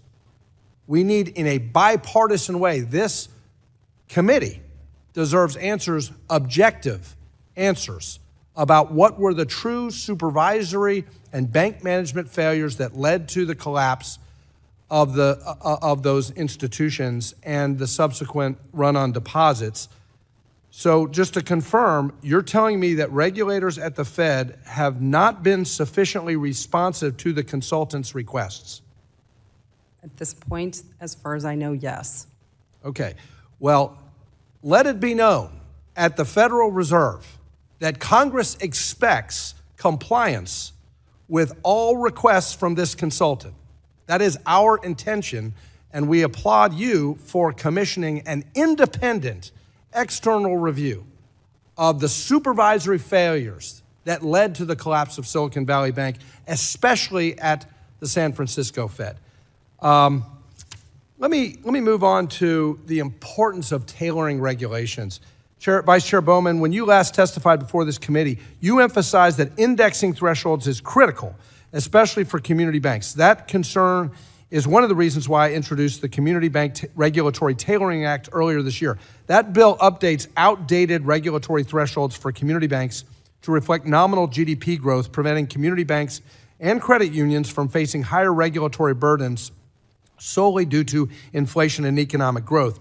Chairman Hill likewise recognized the importance of this issue by including this Community Financial Institution indexing in the Main Street Capital Access Act. Question, Vice Chair Bowman, do you agree that updating in statute these thresholds to reflect inflation and economic growth is necessary to ensure community banks and credit unions are regulated based on their actual risk profiles, while also allowing regulators to better target supervisory resources toward institutions and activities that pose the greatest risks to the financial system? I think it would be very helpful to have a statute that indicated that there should be an increase in the thresholds as well as an ongoing indexing, yes. And the committee, on to Basel III, the committee has welcomed the Fed's efforts to incorporate bipartisan feedback and move toward a more balanced bank capital framework. I think your re-proposal deserves a lot of credit for inviting banks back into mortgage lending and servicing. We do have an affordability crisis in housing in this country, but as the chairman pointed out in his opening statement, it's not just about inadequate supply. That's a problem with affordability, but it's also about mortgage lending and deployment of capital. The proposal represents a significant improvement in this regard, ensuring that capital requirements are appropriately tailored to risk without unnecessarily restricting lending. In your view, why is it important that capital requirements be carefully calibrated to risk, and what effect can an overly restricted capital standards have on the ability of Americans to access critical financing, especially in the housing market? So what we saw from the original Dodd-Frank regulations, or the regulations that were written to support Dodd-Frank, one, it improved capital in the banking system exponentially, but it also pushed a lot of activity outside of the banking system that was traditional safe and sound banking activity. So what we've done through our capital proposals is to try to bring that activity back inside the regulatory perimeter so that banks can engage in traditional banking activities in ways that are not. Really quickly to Comptroller Gould, the OCC's recent rulings on preemption are very important. You've said that preemption isn't a big bank versus small bank issue, that even community banks benefit because there's no longer limited by arbitrary geographies. Quickly, can you speak to how defending a uniform framework advances a competitive environment for banks? Yes, sir. It allows more banks to compete with one another by creating nationwide markets in which they can compete on even terms. Mr. Barr, your time has expired. Thank you, Mr. Chairman. I want to thank our witnesses for their testimony today. We appreciate all of you being here and sharing your expertise with us, taking our questions. Without objection, all members will have 5 legislative days to submit additional written questions for the witnesses to the chair. Questions will be forwarded to the witnesses for their response, and witnesses will invite you to respond no later than July 9th. This hearing is adjourned.